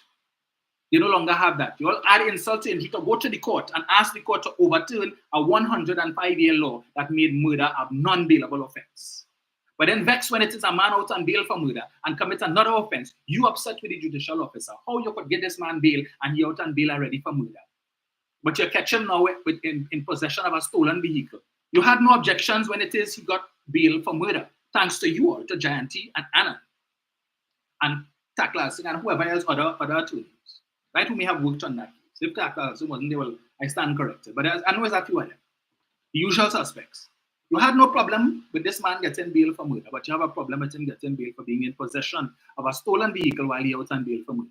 That makes sense. And in almost every instance, I could see that when it is that these men come before the court to apply for bail for murder on a murder charge, is a UNC attorney that represented them. Right? So that deterrent effect of knowing if I get caught, chances are I could end up languishing on remand for 10 to 15 years before my case called, and it might take another 5 years for that matter to be heard. So I could end up in jail for 20 years before a decision is determined as to whether I'm innocent or not, or whether I get it off. So you're behind bars. That no longer exists. You could kill a man today, and you're sure by tomorrow or the following day, once you have the means and you have access to somebody who have property or willing to stand your bail, you could be back out in 2 days' time to kill again. And this time, make sure you cover your tracks properly. So when it is the police telling themselves, well, okay, we have witnesses who will come forward. Now the witness know, well, I'm not going to talk because I go and get the police information, they lock up this man, and then 2 days later or 3 days later or the next day, he get bail and coming to kill me. I hush my mother, I have nothing to say. Like Schultz on Hogan's Heroes. I know nothing. Nothing. And all of that is what is contributing to why the crime, the murder situation is where it is today. And the police are at their wits' end that after you put in all of this work to detect and lock up this man, next day, a week later, he come in the police station with a copybook to sign, right? And laughing at all you, smirking at all you. What are you going to do, man? You locked me up last week for murder and look at right here now. And who knows when that case got called? Who knows how many ghosts he going and take again before that matter comes up for trial. But when it is you want to we put the blame where it belongs, the supporters, there's only blame Kamla, blame Kamla, blame Kamla. Blame Kamla, blame the UNC. So who else to blame? It wasn't the PNM that went and asked the court to make murder non-bailable, to make murder a bailable offense. It is not the PNM that is expressing concern that if you deny a man bail for murder, that you would be creating single-parent homes. It's not the PNM express that. That is the UNC. That is Jayanti Lakshmi Dayal, who is now hoping to become a member of the lower house so that her position in parliament is entrenched. We have no such problems. To hear Rambali now come and talk about how he cringes whenever it is he hears the Prime Minister reference members on his side being involved in prostitution and human trafficking. He says, I know it's not me, but you know who it is they're referencing. Even before the Prime Minister spoke about that, it was out there. It was in the public space. It's not now. And you have further to that. If it is all you want to say, and then you have, this is the thing that's upset me. You have Anil Roberts talking about, in chastising Rambali, saying, oh, Rambali mentioned a member of their side being accused of human trafficking, and that is just PNM propaganda, and PNM making false allegations against the UNC. But Vasant Bharat and Devat Maharaj is not PNM. Vasant Bharat and Devat Maharaj are on record as having said they would have attended parties and attended functions and events where this individual came to them with women on either arm and offered the women to them. They said that. So for this clown, this bald-headed lout to come and talk about Dinesh Rambali out of place and all these things about human trafficking being leveled against their colleague in the lower house is PNM, and PNM lies and PNM propaganda and PNM misinformation. Well, I wasn't aware that those two gentlemen are PNM.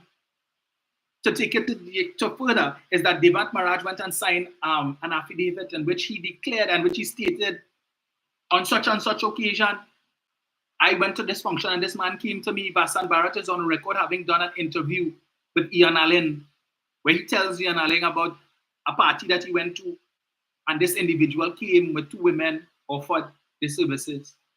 And he, Mr. Bharat, says he declined. And Mr.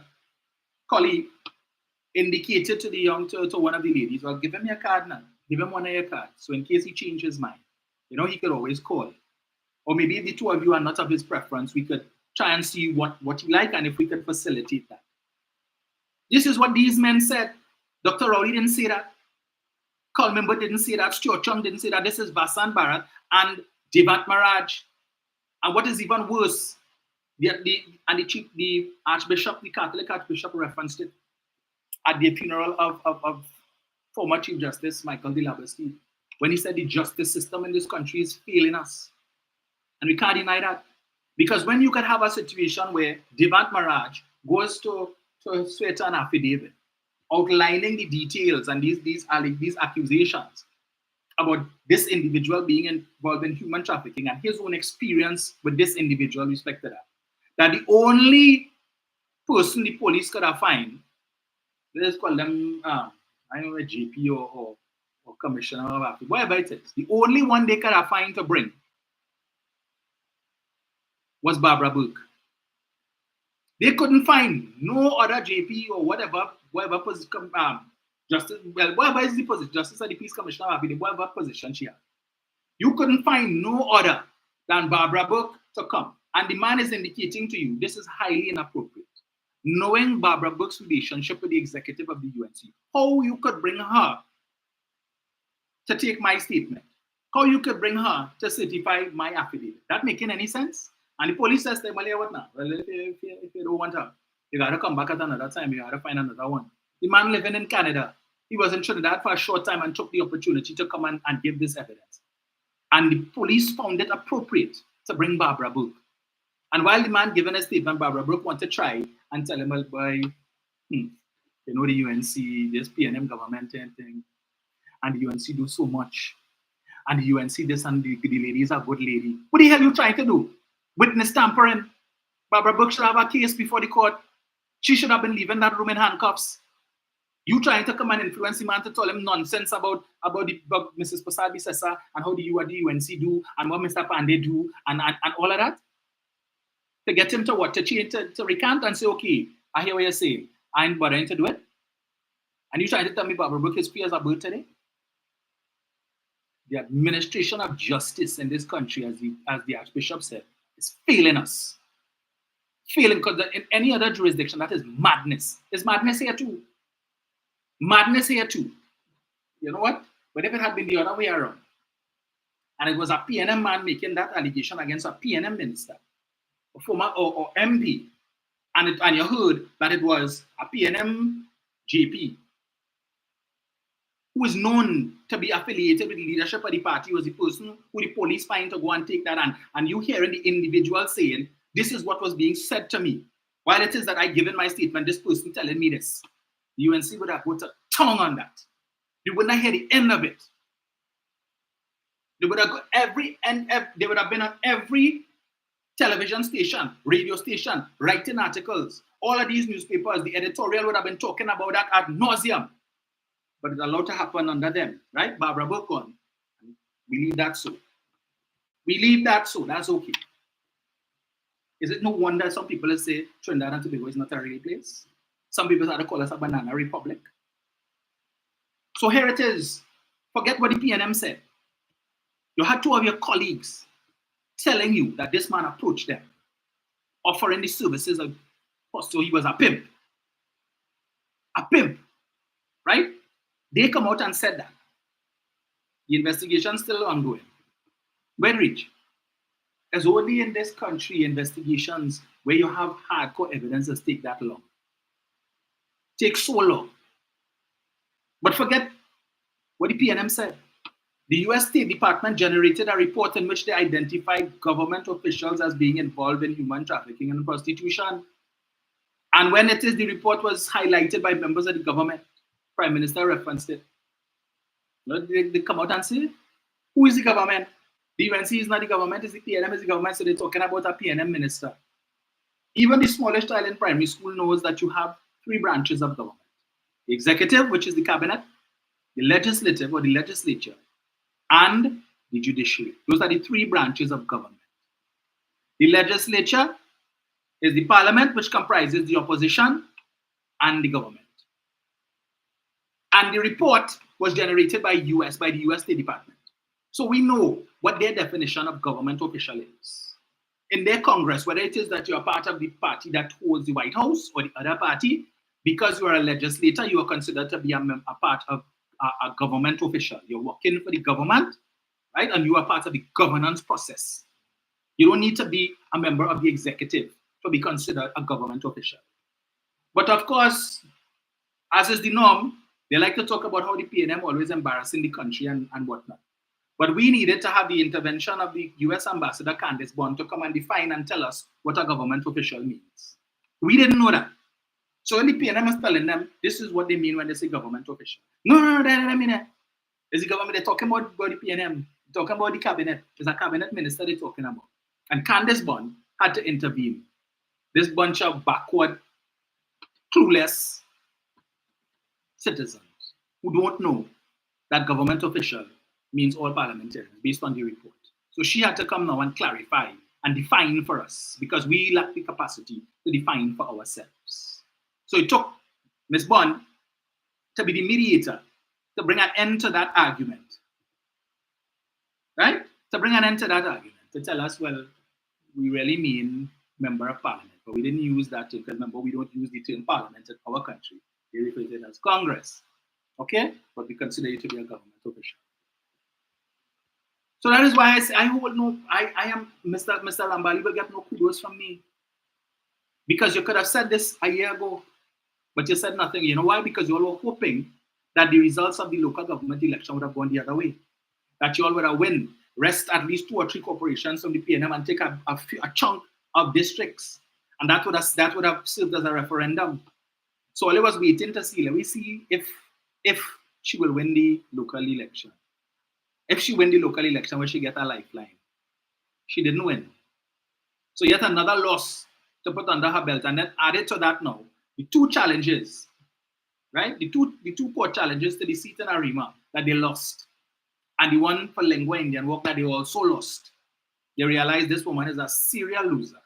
So you know what? Time for us to, because all who hoping to be government minister come 2025, and who hoping to be chairman of this board and that board, and who hoping to become ambassador to this country and head of mission to that country and high commissioner. Seeing that the odds of that happening just each day fizzling out, getting less and less, and they're not willing. All who hoping to get big contract, all who done talking to the contract partner and telling them when we get in, boy, don't worry, go eat our food, we go drink our juice, don't worry yourself, contracts go share go law. What we started in between 2010 to 2015, relax yourself. I just need you to pass some money for me to fund my campaign. And once I get in there and I'm a minister, you know I got handle it, don't worry yourself. So all these promises that they're making, and now the potential financiers telling them, well, yeah, what now? You all might be delusional. We aren't. What all you're seeing, we not seeing. We living in reality. And we telling all you, based on what we seeing now, all you ain't winning no damn election. So don't look for no money from me. I can't help all. Because as long as Kamala there, all you ain't winning no election, I not going and spend millions of dollars or hundreds of thousands of dollars to fund your campaign. And then only come and lose. And I not be out of pocket. And only to sit down and eating our food in the parliament for the next 5 years. Or they could buy fancy vehicle, getting low interest loan from the parliament. Or they getting tax and VAT off a vehicle, liking all yourself, getting money, easy money. And what? The money that I put out, nothing, so forget that. If all you can't get rid of shit, you have nothing to get. So all of them antsy now. What do boy? You gotta get rid of shit, otherwise we're getting money from to fund my campaign. That's what I'm saying. You have nothing to do with country and better governance. I could just focus on the Ministry of Youth Development alone. And the fact as I told you all earlier, that UNC councillors and MPs are now sharing the programs of the Ministry of Youth Development and National Service shamelessly so on their Facebook page without care or regard for who will see and expose the hypocrisy, encouraging their supporters to sign up, click the link and go and sign up for the programs. But they will never talk about it in public, but only talking about the government. They don't care about the youth and no opportunities for the youth and the youth. People like Kunji, that clown who always call in that program, right? People like them will never acknowledge the good work that is being done by that ministry, that the amount of offerings that that ministry has, what they had between 2010 to 2015 pales in comparison. There is no excuse that any young person in this country can have to say that they don't have opportunities being offered by the government. Anything that they're interested in, the government is making available. And if they don't, and if it's not available now, and it is brought to the attention of the minister, bet your bottom dollar in 2 weeks time, one time, you'll see a program come out with that. So you have no excuse. And the government is paying you, giving you an incentive to get off your lazy tail instead of linemen on the block or whatever it is that you do whole day. Get off your lazy tail and come. You drop out of school because your parents are fed up. I tried, you ain't want to go to school, all right, well, I ain't doing that less money for me to spend on school books and uniform and passage. Let them stay home. The government is saying, come, we will pay you. We will give you a financial incentive. Come and do something. Let us turn the tide before it reaches to the point where it's either we catch you first or the gang leader catch you. So come, let us put a skill in your hand and knowledge in your brain before the gang leader put a gun in your hand and tell you go and kill somebody. That is what this administration is doing. But no kudos, they wouldn't give no kudos. None of that will come from them. But they're sharing it on their Facebook page, but they feel they will do a live at Doubles and Coffee to talk about any of these programs. Last week, how many young people graduated from the first year of the Homestead program? And to listen to this young valedictorian speak about how involved and they were in this program and how it has benefited their life. They haven't finished yet, and they are already seeing the benefits. Right now, the lands are being developed all over the country. Lands are being developed so that they could get a 2-acre plot. They start a home. The government is doing that. In fact, a friend of mine who's a contractor on one of these projects tell me, hey, they let us know by the end of the month we need to finish that project because they're ready to start to distribute. That is what is taking place. That's what, but they wouldn't do a Doubles and Coffee to say, congratulations to the graduates of the Homestead program. No, they want to do a Doubles and Coffee to talk about Rowley's a pedophile. And in 1969, Rowley sleep with one of his students and she get pregnant and he meet a child named Gat, and which he refuses to acknowledge. You know the man don't acknowledge his child? The boy come out and said he has a relationship with his father, but no, that is stupidness all they like to promote and expect people to vote for you in St. Joseph. You wouldn't come and do a live to promote these programs. All these talk shows, all they have Underground Report and the rest of it. You wouldn't talk about that and use that platform to encourage people to get the young people to come. But all they're so concerned about the at-risk youth. Concern what? Concern what? All you just need them to stay in that state of dependency for about a year and something more, so you could talk that stupidness and have more live, more of them doing TikTok talking about the PNM. All they offering the youth is agriculture program to go and dig trench in the hot sun. That's what they like. They love to see them things. But meanwhile, they're promoting it for the people who are not at-risk youths. They're promoting it for them though. And the at-risk youth who need it the most. You're going in a place to tell them why this government wicked and evil. Look how people get killed by. Yet this government okay. That is what you're putting in their heads. So that is less competition for the people that you want and who you marketing the programs to. Less competition. For the people who need it most, you're not sharing it and promoting it amongst them. What you're promoting them? Hate Rowley, cost Imbut. And that making sense. And then you all wonder why it is the crime situation is where it is. Creating fertile ground for the gunman, for the gang leader. Right? But you only have nothing for labor. Come, hold a gun. You could kill a man. You could sell some weed, sell some coke, and you'll make some fast money. Go and get somebody, your child pregnant. That's what that making sense to them. Yeah? Go and breed a whole set of girls in the area because you're a shooter. And that's what they like gunman. According to Philip Alexander, 9 o'clock in the morning, gunman in your hole. Right? Promote that. Promote Trinidad music. Yeah? Let the political leader of your party tell these young people. Trinidad videos getting over 1 million views, while you have other genres of music only getting a few thousand and 10,000. You have the Trinidad videos getting over 1 million. Go on Facebook, go on YouTube and see for yourself. That is the language of the Trinidad, is the language of the youth today. That is how the youth express their frustration of what is happening in the country. So listen to that. Listen to that. That is what they have to offer. But put them back. That making sense. 7701763. I know I told you we will discuss Brent Thomas today, but I ran out of time. We will talk Brent on Tuesday. Right? We'll talk Brent on Tuesday. Bunch of hypocrites. Jokey, yes? Hold on, wait 1 sec, John. Let me just switch this device.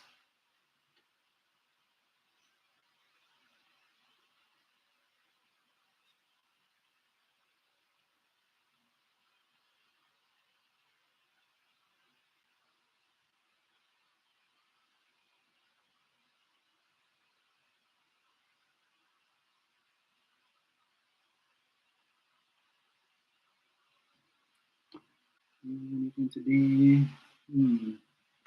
Hold on, Johnny, 1 sec. I just this thing taking long to switch. I don't know why.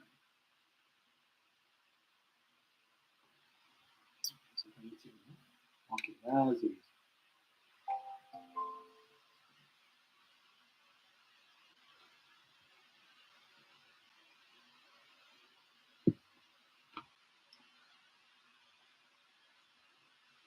Come on, I'm saying it when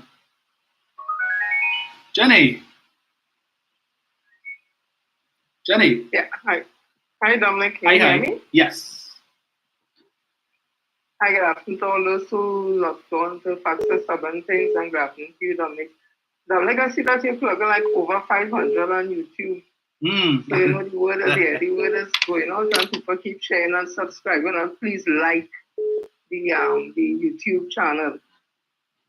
I want to say condolences to all the parents who have lost babies. Yes. That is something that people can't imagine, having carried your child for 9 months and all the trials and tribulation they may have went through, and getting the room prepared and buying the clothes and all that. Now the baby is there is something that some people may not ever be able to get over. However, at the same time, I want to urge the parents, do not let people use a vulnerable moment and this emotional time and making them feel and making you feel as though that they care about you.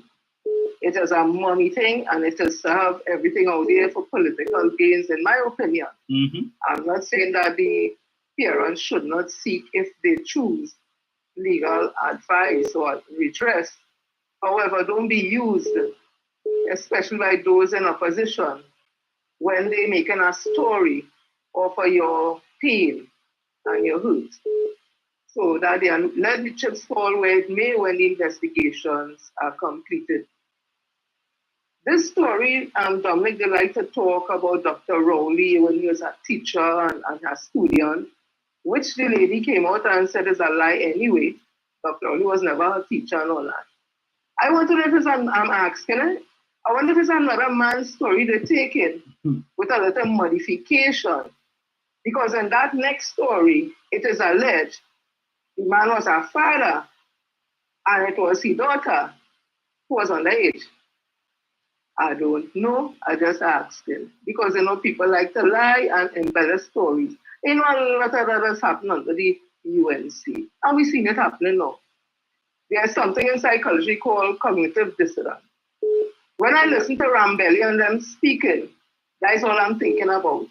That they're in a state of cognitive dissonance. And that is just simply when a person holds two contradictory beliefs at the same time. Because the things they say about Kamla possessor, right, is not something that happened yesterday. That has been happening since they were there. I didn't say anything. Not turning up for meetings, not holding elections, not doing no research, no data-driven anything, wherever she say goes. That didn't happen yesterday. Rambali, one of them was enjoying that. In fact, they joined the party with she doing all them things. Since 2010, she doing them kind of things. So I don't know, I'm happy to hear it coming and talk now. But operators, if it's something new that is happening. But you know, it's even more troubling for me with them. They point out everything that shows Kamla Prasad Visesa and the UNC is not fit to run this country again. But they continue to say in the same breath that the PNM is unfit and has failed this nation. But still come back and tell me, Dr. Rowley does be there to hold his 6 o'clock meetings live with anybody. Then they tell me, UNC don't do research, no data to find out how they lost or they lost ever, suggesting that PNM does do that.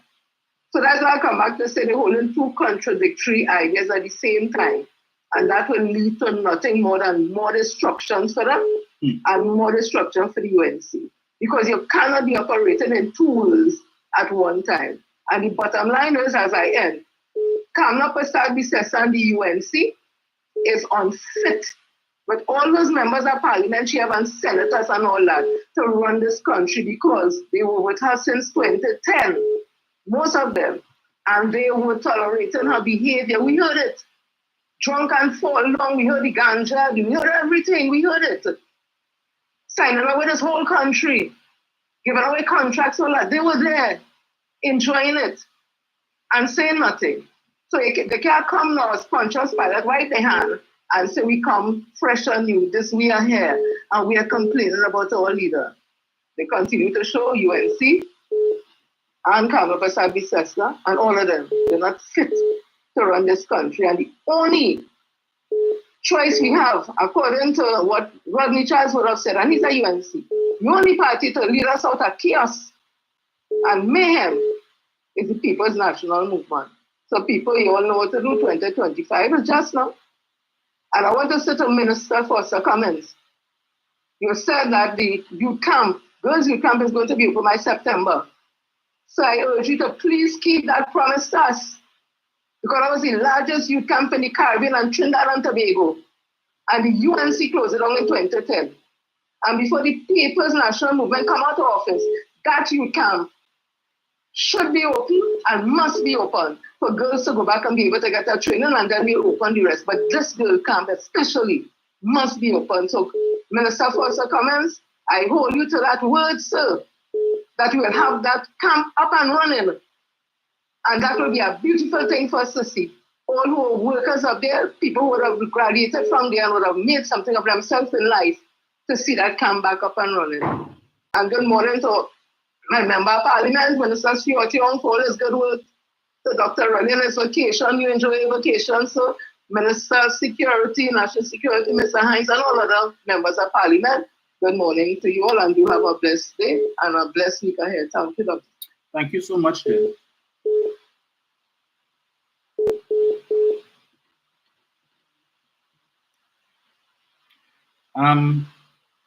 So back in 2012 or thereabouts, one second, column.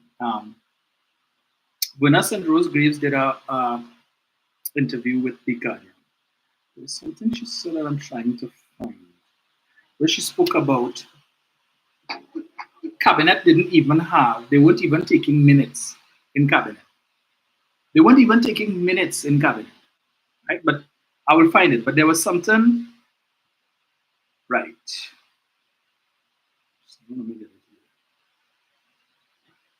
So this is an extract from that interview that she did with The Guardian. Here's what she said. The very things they were complaining, she identified a broad problem with current governance in TNT, where greed, viciousness, and hate characterize reactions to emergent national issues. When you function with hate, you turn into what you hate. I think this government started off with so much hate for the PNM that they don't even recognize that they have become the PNM, and worse than the PNM.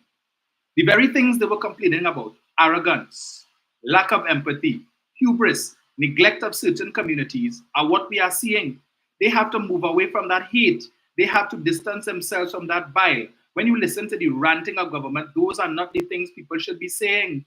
The public continues to hope for something better. And Persad-Bissessar must speak to the population from a deeper place.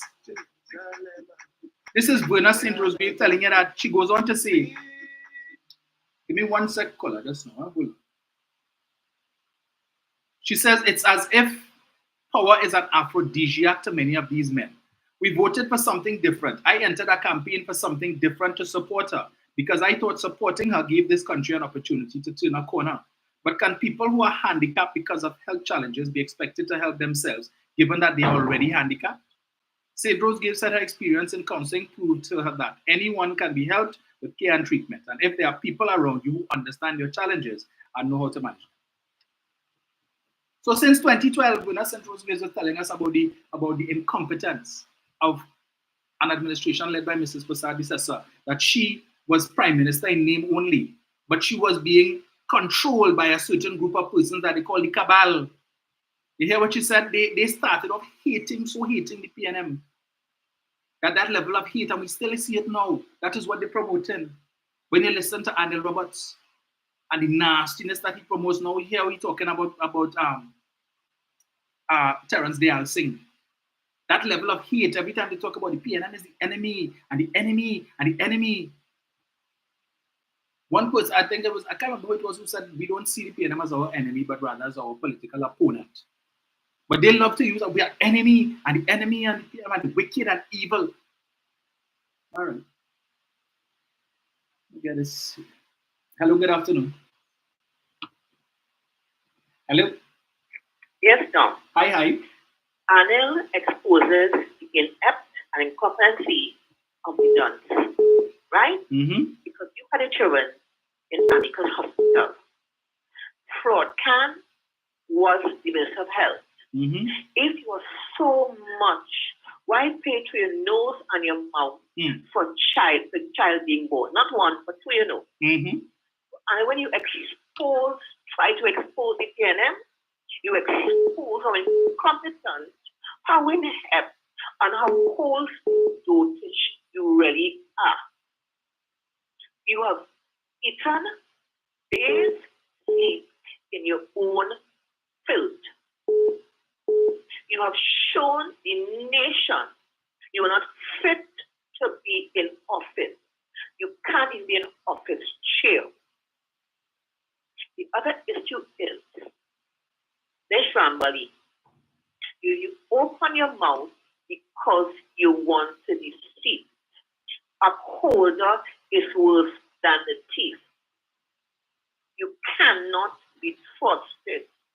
Had you won in 2023 with a eat of food, wipe your mouth and drink a yellow Kool-Aid and kept quiet. Why is that? You want to be in politics or politics?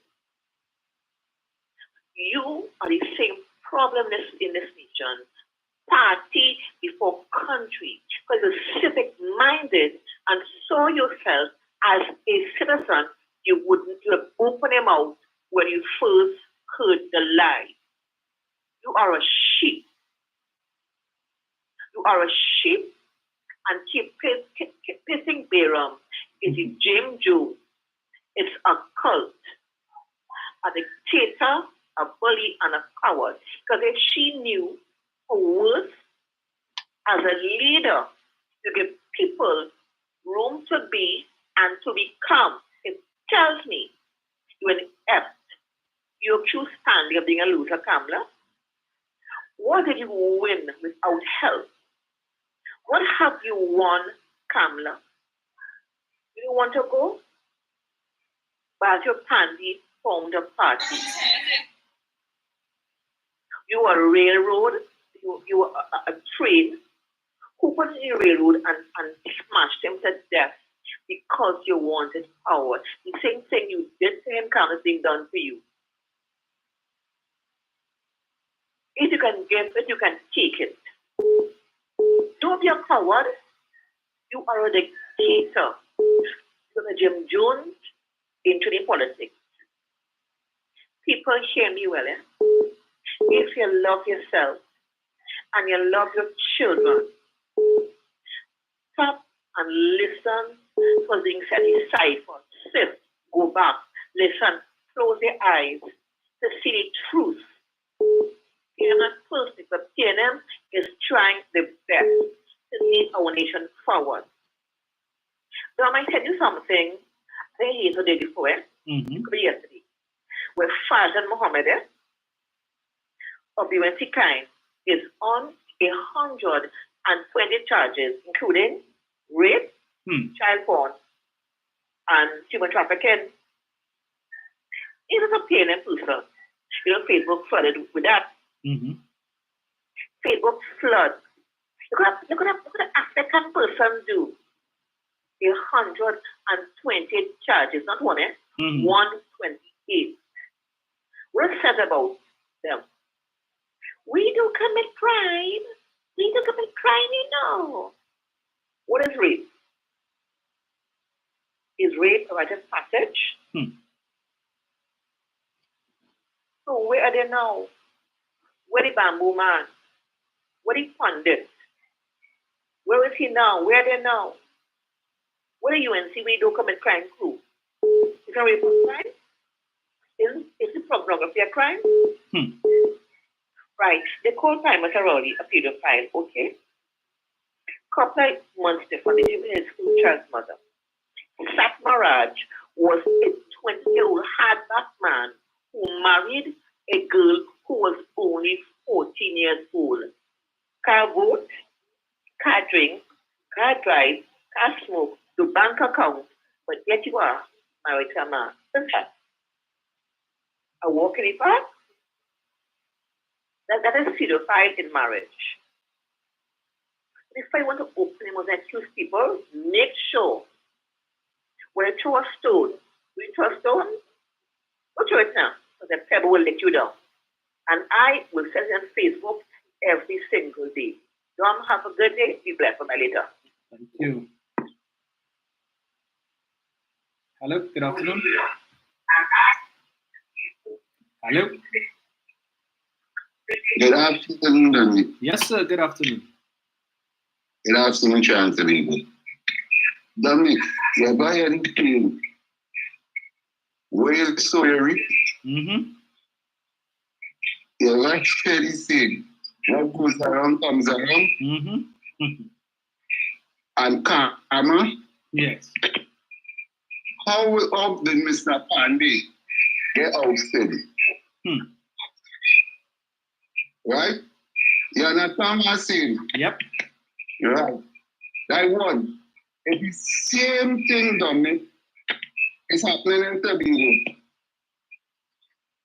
How did Tracy get ousted? What you sow, you will reap.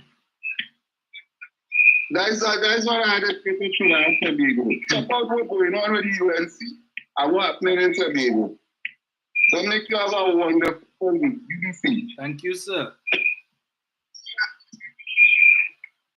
We had a touch on Tobago too and happenings in Tobago, right? Because, we know the UNC has designs on those 2 seats in Tobago. So based on what Anna Robert said, they're looking for accommodation. Okay? They need 21 in Trinidad to form government. They're hoping to pick up 3 and the 2 in Tobago for good measure. And if it is that man in Tobago want to get autonomy and the UNC is willing to give it to them, join with us, let's form the government. You draw up your own autonomy bill, say exactly what you want, even if it's a session, and we will give it to you. Hello, good afternoon. Good afternoon to you, Mr. Romain. Good afternoon, sir. Right. Good afternoon to all the listeners and the viewers of Facts and Stubborn Things. Let me take the opportunity to say that we are going live on TikTok, so you can follow us on TikTok. Right? It's going live on TikTok. Right? Dominic, with regards to this Tobago fiasco, I've got to understand that Watson Solomon Duke is looking to have a coalition with the toilet paper party. Yeah, they're looking to have a coalition. So Dominic, I want to know in all the years I lived in this country called Trinidad and Tobago, I never see so much of parties in this country want to form coalition to beat one party in existence since 1956 to now. All kind of party. We had from DLF, ULF, come straight down to the toilet paper party. And not one of them was able to stay 5 years in office. Every time PNM lose election, and they put these crosses on them, or these goons want them, and then in the next 5 years, the PNM have to go back there and clean up all the mess that they do. So I want to know if typical Trinbagonian, right, seeing what transpired in 2010, in 2021, and all want to take God out of all the thoughts to put back these people in 2025. Well, if they say once is a mistake, twice is a habit, and 3 times is overdoing it.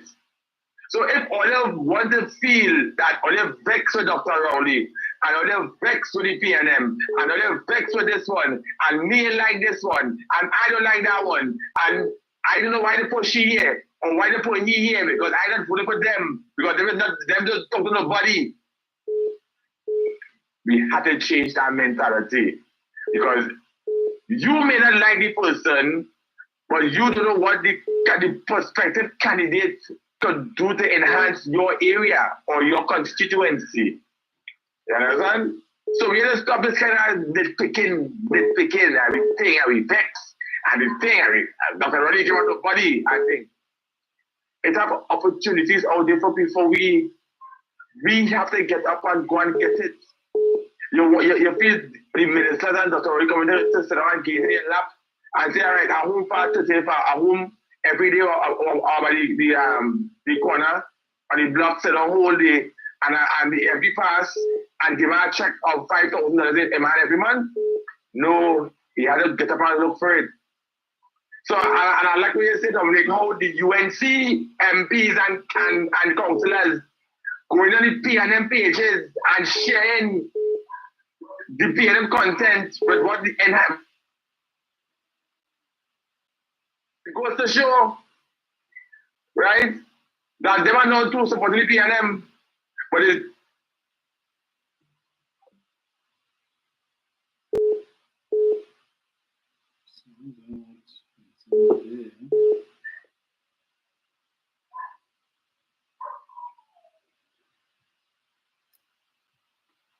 Good afternoon, Dominic. Yes, no, I don't know what.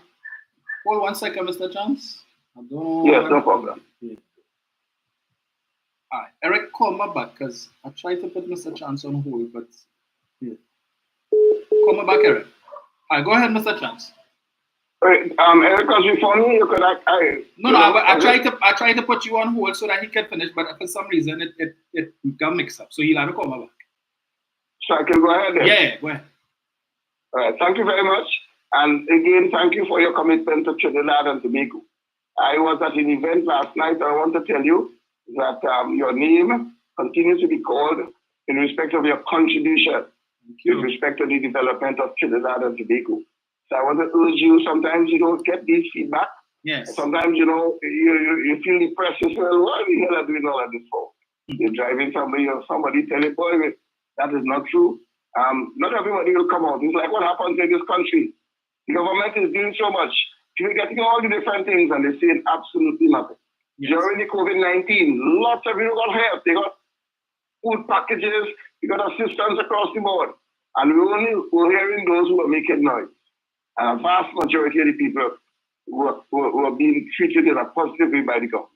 So I want to say that to you and to ask you to continue good work.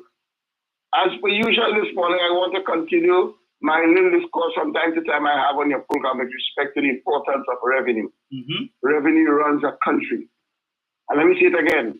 All that noise and old talk you're hearing from the other side, that is just what it is, noise and old talk. But nobody's getting down into the very important aspect of how this country is run, how we live, how our standard of living is the way it is, what is happening with Trinidad and Tobago. So whenever you have to cross the road, you look right and you look left. But if you look on one side, you will hear noise and confusion and drum beating as though something is going on, but just noise. But if you look on the other side, you will see something else. Well, I looked at the other side on Friday at the Parliament. I was looking at another side. And on that side, the government was seeking to create an environment to increase the revenue of the country. And when the revenue of the country is increased, they maintain our standard of living. Because as the Minister of Finance told us, it costs $4.5 billion every month to run the country. So when you get your pension, when you get the salaries, when you get the subsidies from electricity and water, that doesn't happen by that. The government has to earn that money because it costs money to do that. When you wake up in the morning and you dress and you bathe your child send into school, they're not going to free school. Free school is just in your mind, but those teachers have to be paid. When you go to the hospital and you get treatment, yes, we know that you have to wait a little bit, but whether that treatment is free for you, but the government pays $7 billion every year for that. Are you hearing me? When you see that education you're getting, the government allocation is $8 billion. When you line up and you get your old age pension and the disability grant and so on, the government contribution in total is over $5.5 billion. And that doesn't come from a tree. It doesn't come from a hole. The government has to earn it. So I want to say this morning again, revenue is important. And that is why on Friday I followed that discourse with respect to the Revenue Authority. And every time they talk about it, the UNC say we're against it. And I ask myself continuously why. Because there are 60 countries in the world with revenue authorities. And the reason why many of those countries, as Canada and 60 others, went there is because it is a more efficient and effective way of getting revenue. Let me tell you, in Singapore, right, when it comes to the property tax, they have increased property tax between 12 and 26%. You know why? To increase their revenue to over $600 million a month. I'm just reading the Mumbai News in India. They're giving them up to the 12th of May to pay their property tax. There's going to be consequences. You know why? Those countries need the revenue to provide goods and services for its people. In Canada, it's the same thing. And in the various states of the United States of America, all the developing countries must have revenue in addition to their other ways in order to run the country. So that is why I listened carefully to what was taking place on Friday on the Parliament. When these people were saying, definitely no. What is the reason why? Well, let me tell you, listeners. One of the reasons is that without the Revenue Authority, there are lots of people in this country, wealthy ones, who involve themselves in tax evasion. They get all kinds of legal ways to deal things and hide their revenue so they don't pay the tax that is required. There's a lot of people in this country involved in money laundering. They're having money which they got from ill-gotten gains, and they have to find a way to spend that money. They cannot declare it because they will have to say source of funds. So that is part of the problem we have. The Revenue Authority will help with respect particularly to tax evasion. And the last report came out in 2007. I want you to hear this clearly. I've said it again. But I know continuous repetition is perhaps a good medicine for lies and fake news. So we have to say it all the time, again and again and again. From my teaching profession, I know that. You have to constantly talk so that learning will take place. Let me tell you that in 2007, the IMF told this government that they are losing $15 billion every year because their tax system is not effective. And the countries around the world like Canada and Singapore and all those other countries recognize it. And they put in place that Revenue Authority. And now they have a more effective way. They're collecting much more money and they can do much more for their people. So that important step I wanted to draw your attention as I leave. Let me also point you to the attention that the iron, I had read an article that the Iron and Steel Company of Trinidad and Tobago is soon to get back on its feet. Bought by Trinidad and Tobago Iron and Steel Company. It is going to, in the refurbishing stage, it is going to employ 1,000 persons in the refurbishment stage. And when that refurbishment is finished, they're going to have 500 permanent employees. And Dominic, the other day you spoke about the question of the corporation tax. And I heard some dummies and dumb people giving the impression that when these big companies make money, that's all they make. You know what, let me tell them, and I'll end with this, is that this government, under Dr. Rowley, the corporation tax is between 25 and 30%.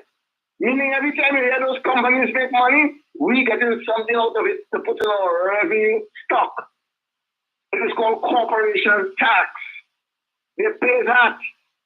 So when you hear the profits increasing, know that on the revenue side, we are also getting. You see, Carib is now spreading its wings into India. You think that's only for Carib? That's for us too, because we're going to get corporation tax out of that. You see, Ansa Makal is getting into Twin City.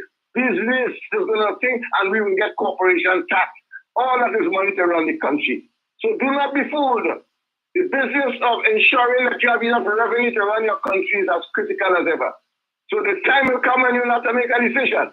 Whether you want this country to go to the IMF and line up and beg for money, or you want the country to continue to strive properly as it is being done under this government. Thank you for the time, Dominic. Thank you very much. I appreciate it. God bless. Thank you. Eric, you can call me back. I don't know when some of that thing, but hold 1 second, Brian. And I would add to what Mr. Chan said based on the debate in Parliament on Friday, where the Minister of Finance would have proffered 3 names for approval by the Parliament of persons to lead the executive management of the new revenue authority. So, which would have been the Director General. I think that is the new title of the person who would be in charge, the Assistant or the Deputy Director General. And then you have the person who will be in charge of the customs side of the Revenue Authority, because as you know now, these are all separate departments. But under the Revenue Authority, all of the different revenue collection entities or agencies of the state would be under one umbrella. So right now we have a Controller of Customs and Excise, but I think the position was changed to Director of Customs and Excise. So those persons, their names would have come before the Parliament in the same way that the names would have come for the appointment of persons to the police executive, those names. So we are one step further to the realization of the Revenue Authority, an entity which exists in other countries such as the Caribbean, right? So we could deal with the issue of tax evasion. For all who boycotted KFC, you know, and didn't know why we boycotted, because KFC increased the price of some of the menu items by $2, because KFC, we want back the ketchup, we want the pump. So we could drown the chicken and the fries in ketchup and mustard, thing that really ain't good for you, right? You're suffering from all kind of chronic diseases. You have diabetes, high blood pressure, cholesterol, but you want to drown it in ketchup and mustard. So we boycotted. But Prestige Holdings would have announced, I think it was yesterday or the day before, that for the first quarter of 2024, January to March, they would have seen an increase in profits from the previous, for the same period last year. So profit before tax was about 15.8 million. After tax was 9.8. So you know what that means? That the government get about $6 million in taxes from Prestige Holdings in the first quarter. Same thing Mr. Chance was talking about it, corporate tax, right? Corporate tax. So all who boycott and you boycott, Prestige Holdings still make a significant amount of money. And the expansion that they plan for the rest of this year, not just in terms of in Trinidad, but in Jamaica and in Guyana, we're to see them making a lot more money. So again, I encourage you, if you don't own stock in Prestige Holdings, now is the time to do it. Brian. Dear listeners and callers. Greetings. Dominic. Yes, sir. Dennis from Bali. Mm-hmm. Came out and he poured out his guts. He poured more than that. Yes, just recently. But as you have rightly said, there are so many things that we are talking about today that is happening in Trinidad that needs to be fixed. That every time we speak, there are people who want to come and counter what we are saying as if we are lying, as if we are telling untruth. Yes. Yes? Yes. But he has come out and indicated, without being prompted, that when the opposition leader indicated that there would be an inheritance tax, that she was lying. She perpetuated a lie for weeks on end, leading up to a local government election. She perpetuated that lie by spending money on billboards as big as life. And newspaper ads. and newspaper ads. And people came and they jump and follow suit. Those who are holding on to her scared because as far as she concerned, elections is just now. You understand? And now here you have a man, after 9 years, almost 9 years, coming out and saying that she lied. That she's an unadulterated liar. And she cannot get up in the morning. So when Gary Griffith came and he was talking about, she gets up in the morning, 4 o'clock and calls me. That's why we have bag now under our eyes. Here it is. Dinesh Shambali is telling you, she can't get up in the morning 6 o'clock at all. No way. So she does a tape, a video, and they play it back in the morning as if it's alive. And these are the lies that we have been living with from since 2010 and even before.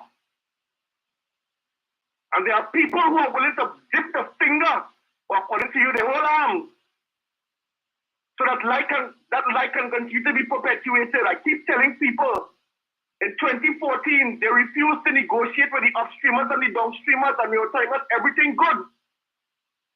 But they had sold out our patrimony of oil and gas to the upstreamers for 9 years and did not tell us anything and was blowing the money. Whatever was left there.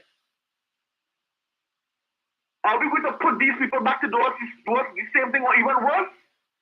And then you're helping your friends by giving them 24-year contracts to give us less than 21% a day of water that we use on a daily basis. They're helping the friends to make $14 billion in 24 years, one family. You think it's going to get any better if they get back into office in 2025? Or will it get worse now that they know how the booty runs? Is this what you are willing to accept? Are you willing to have your dollar devalued? So next time you have to pay, you find US money to pay for your child to study in America or in Jamaica who only accepts US dollars.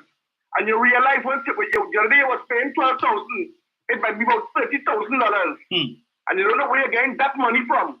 Is that what you all want? There's a Constitution Reform Commission formed by this government to attempt to modernize and to reform the Constitution. The USA have already said they're not supporting that. Why? Why would they say that? Why would they say that?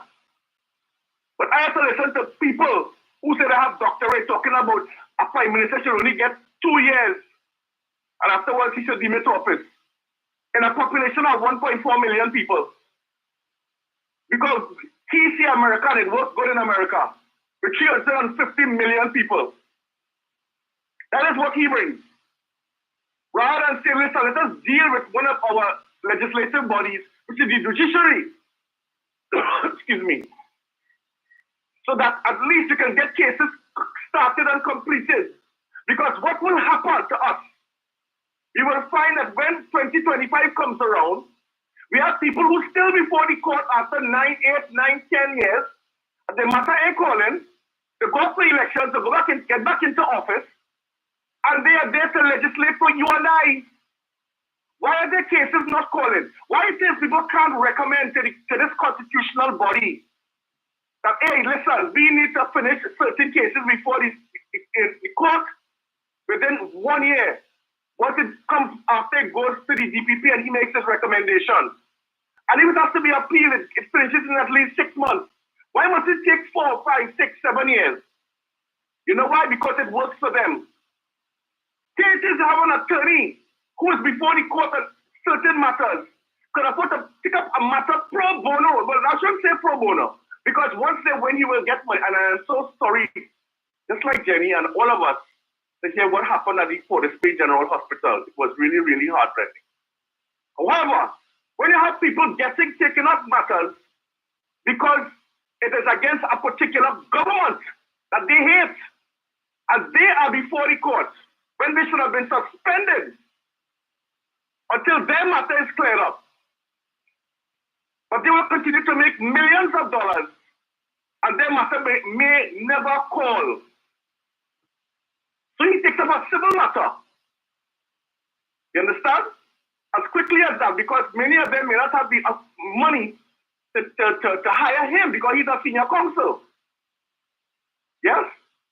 So he is taking no money in advance. He will take up money afterwards once they win. And so his coffers continue to build. While his matter, a serious matter, is before the court. In any first world country, that would not be so. He would have been suspended.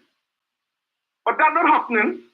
These things are some of the things that should be in the constitutional reform bill, if and whenever it comes to the parliament. But you see, again, these things are just pie in the sky because the UNC has already indicated, and these things will need a more than a special majority in order for it to become law, and it will never become law.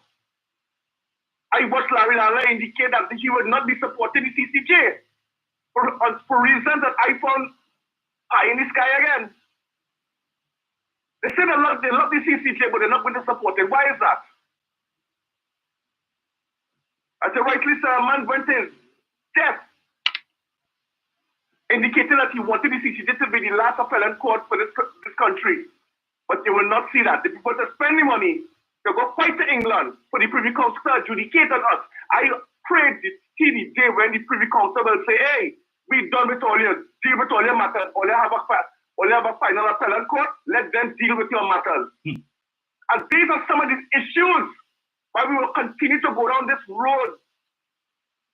And why we will be fighting 25 years later when people's matters will never be called.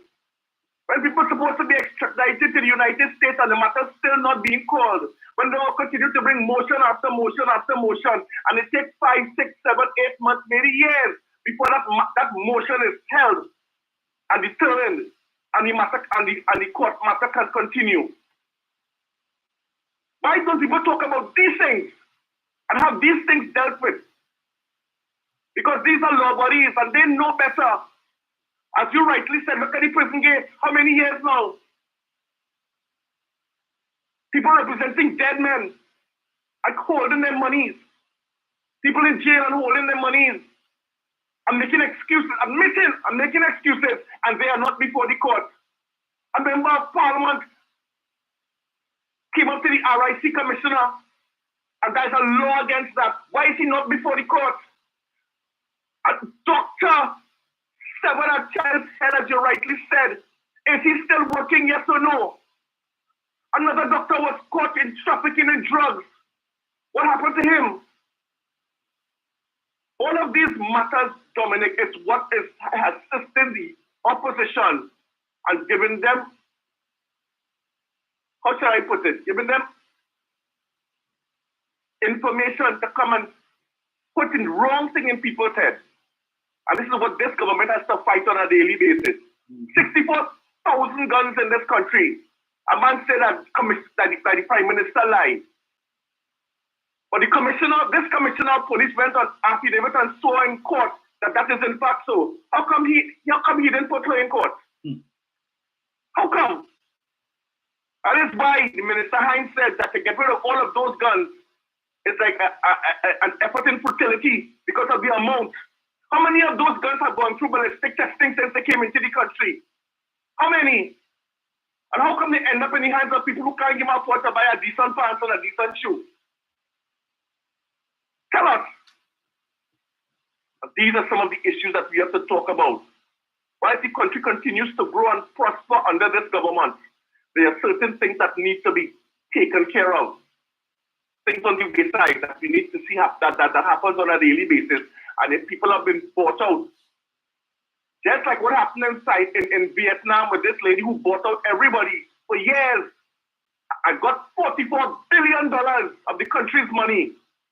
Today she's facing a sentence of death once a matter is processed through the court. When will certain matters in this country be processed and determined so that these people will not be able to continue in their wicked ways and destroy our good country? When? Propaganda in Tobago. When will that matter ever go before the court? When we heard people being hired to create propaganda, it is on tape. When will that matter go before the court? All of these things. And we're not hearing anything about it. Why didn't any other lawyer go to represent that young lady when she was having a cesarean and her child's head was severed? How come I didn't see nobody running to her assistance? But we have people running to the assistance of these other people. Rightly so. But just look at how the difference is. And you have to ask yourself the question, really and truly, whose side is the law on? Have a good day, Dominic. Thank you, sir. Right, I probably have time for just one more quick call. On the article that I wanted to read, I think I'll leave that for another day. Even except just to read this part. This is Winner St. Rose Graves speaking in our press interview that she did. She said, in the matter of flawed process of governance, St. Rose Graves explained, collective responsibility suggests that we have shared decisions, we have discussions, collective decision making, and then I am to be held responsible in that context. But there are no minutes of cabinet in terms of who said what, who supported what decision. Those things are not in cabinet minutes. So for example, the decision about section 34, no one knows who would have objected to it, who were present at the discussion, whether it was discussed or not. And when it was said there was a death threat against the Prime Minister, was that ever brought to cabinet? You don't even know what is a majority position. So the Prime Minister or little groupings would say something and it comes out as a majority position when you didn't even know, but you are held responsible. We have to deal with that. So the country has to decide on the question of leadership. She elaborated on a point she made in a CNC3 interview last week when she asked, who is in charge? As an interview that Winner St. Rose did in 2012, shortly after she was dismissed as the Minister of Social Development, I think. Yeah? So you all expect something different in 2025 if Mrs. Prasad comes back? That just as a portion, but I would want to read the entire thing on another day to understand what we face, the things that those who were there between 2010 to 2015 didn't want to talk about, and who hoping to come back in a new administration under Prasad Bisasa, people like Glenn Ramadas Singh and them, right? So, you know, and as Mr. Chance was speaking to the issue of taxes, and in the US, tomorrow is the last day. If you're owing on your taxes, you need to submit your tax return right now. You may not know. You might be owing. You never know. You have to submit by tomorrow. Otherwise, if you're owing, the IRS is going to charge you 5% on whatever your balance is for every month that you are outstanding. Right? But you're not here. I'm going to take this last one. Hello, good afternoon. Hello? Yes, sir. Hey, Dominic. How are you? Hi, good man. Enjoying your program and contribution to the follow. Thank you. If I get to mention other things of business about how she reacted to a member of a cabinet in a hotel. I was dodging the question from Dominic Calipata. Remember that? Mm-hmm. Remember she was dodging the question about what she did with her junior minister when that was Smith on that tour Jambatan. Remember that? Yes. Remember the thing with David West? Mm-hmm. The bacchanal? Right. So apparently, sure, after we're going to suffer from what we call Stockholm syndrome. So you want to go back to abuse? When I hear that this man says, well, I don't know what the prevention to this, I want to know what is the mindset of the men at work. If it's only one of us, in that constitution, one of us jump up and wave behind a rubber. Or will somebody, I remember from Tobago, they will have women carry back around that empty. What is the mindset of the president of people? I totally agree. I don't have to do. I'm sorry, I know you have to be not in that either. But I think that's what you want. Then Nigeria has no trouble getting rid of the two powerful representatives of Shapakojo and Ayana Roy. That I wanted to Mr. Tajitu, I think I can do this, and they replaced him with Robert Bonney. You remember that? Yes. Right? So Interaction was one of the best MPs in Patrick Mine in film. And look what they did. Because it's a nasty thing. As a matter of fact, a nasty thing will happen or, you know, so the two happen up this boy from the Polish family to go against him in Samson and the West. I will be surprised if they would happen like that as a start on the way. Right? So we are looking for that propaganda.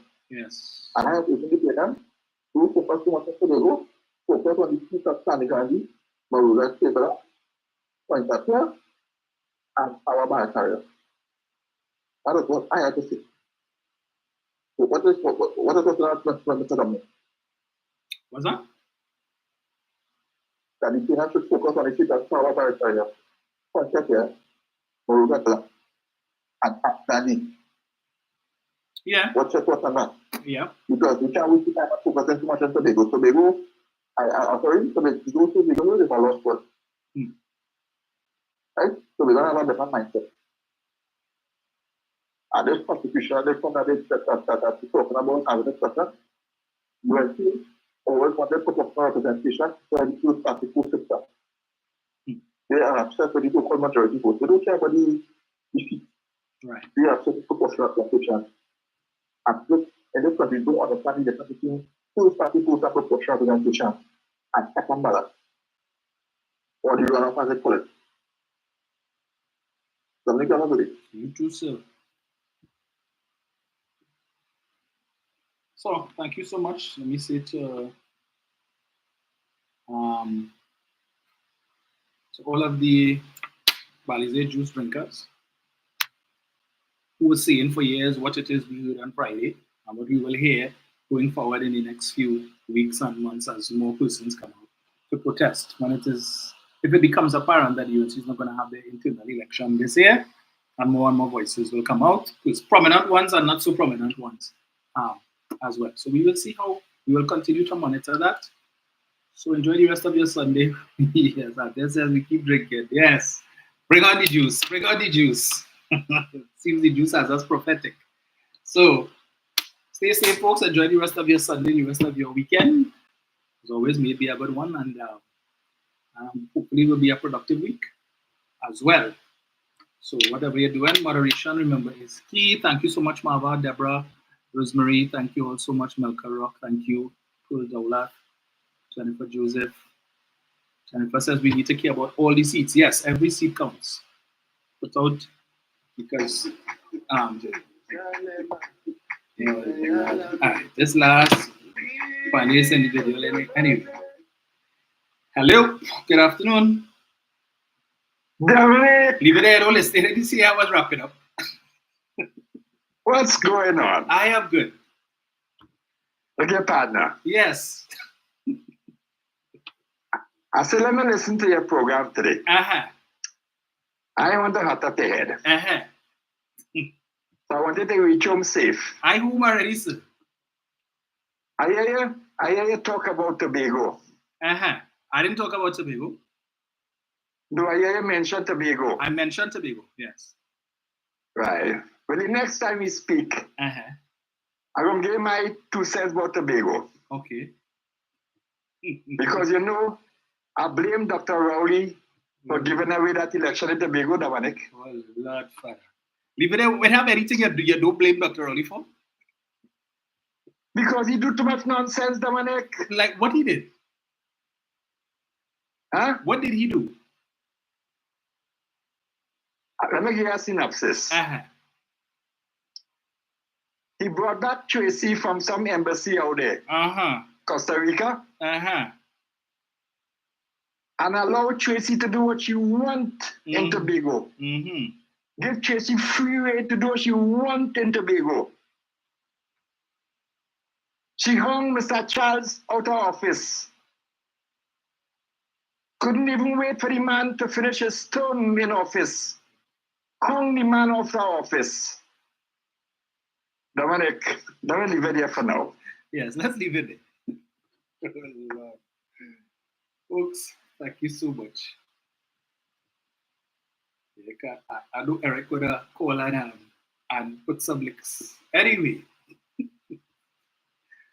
Eric, we will see it for another day. Folks, thank you all so much. As I said before, enjoy the rest of your Sunday. And it says, look for the love of God. Hush. Shah says, leave it days in love with Dr. Rowley.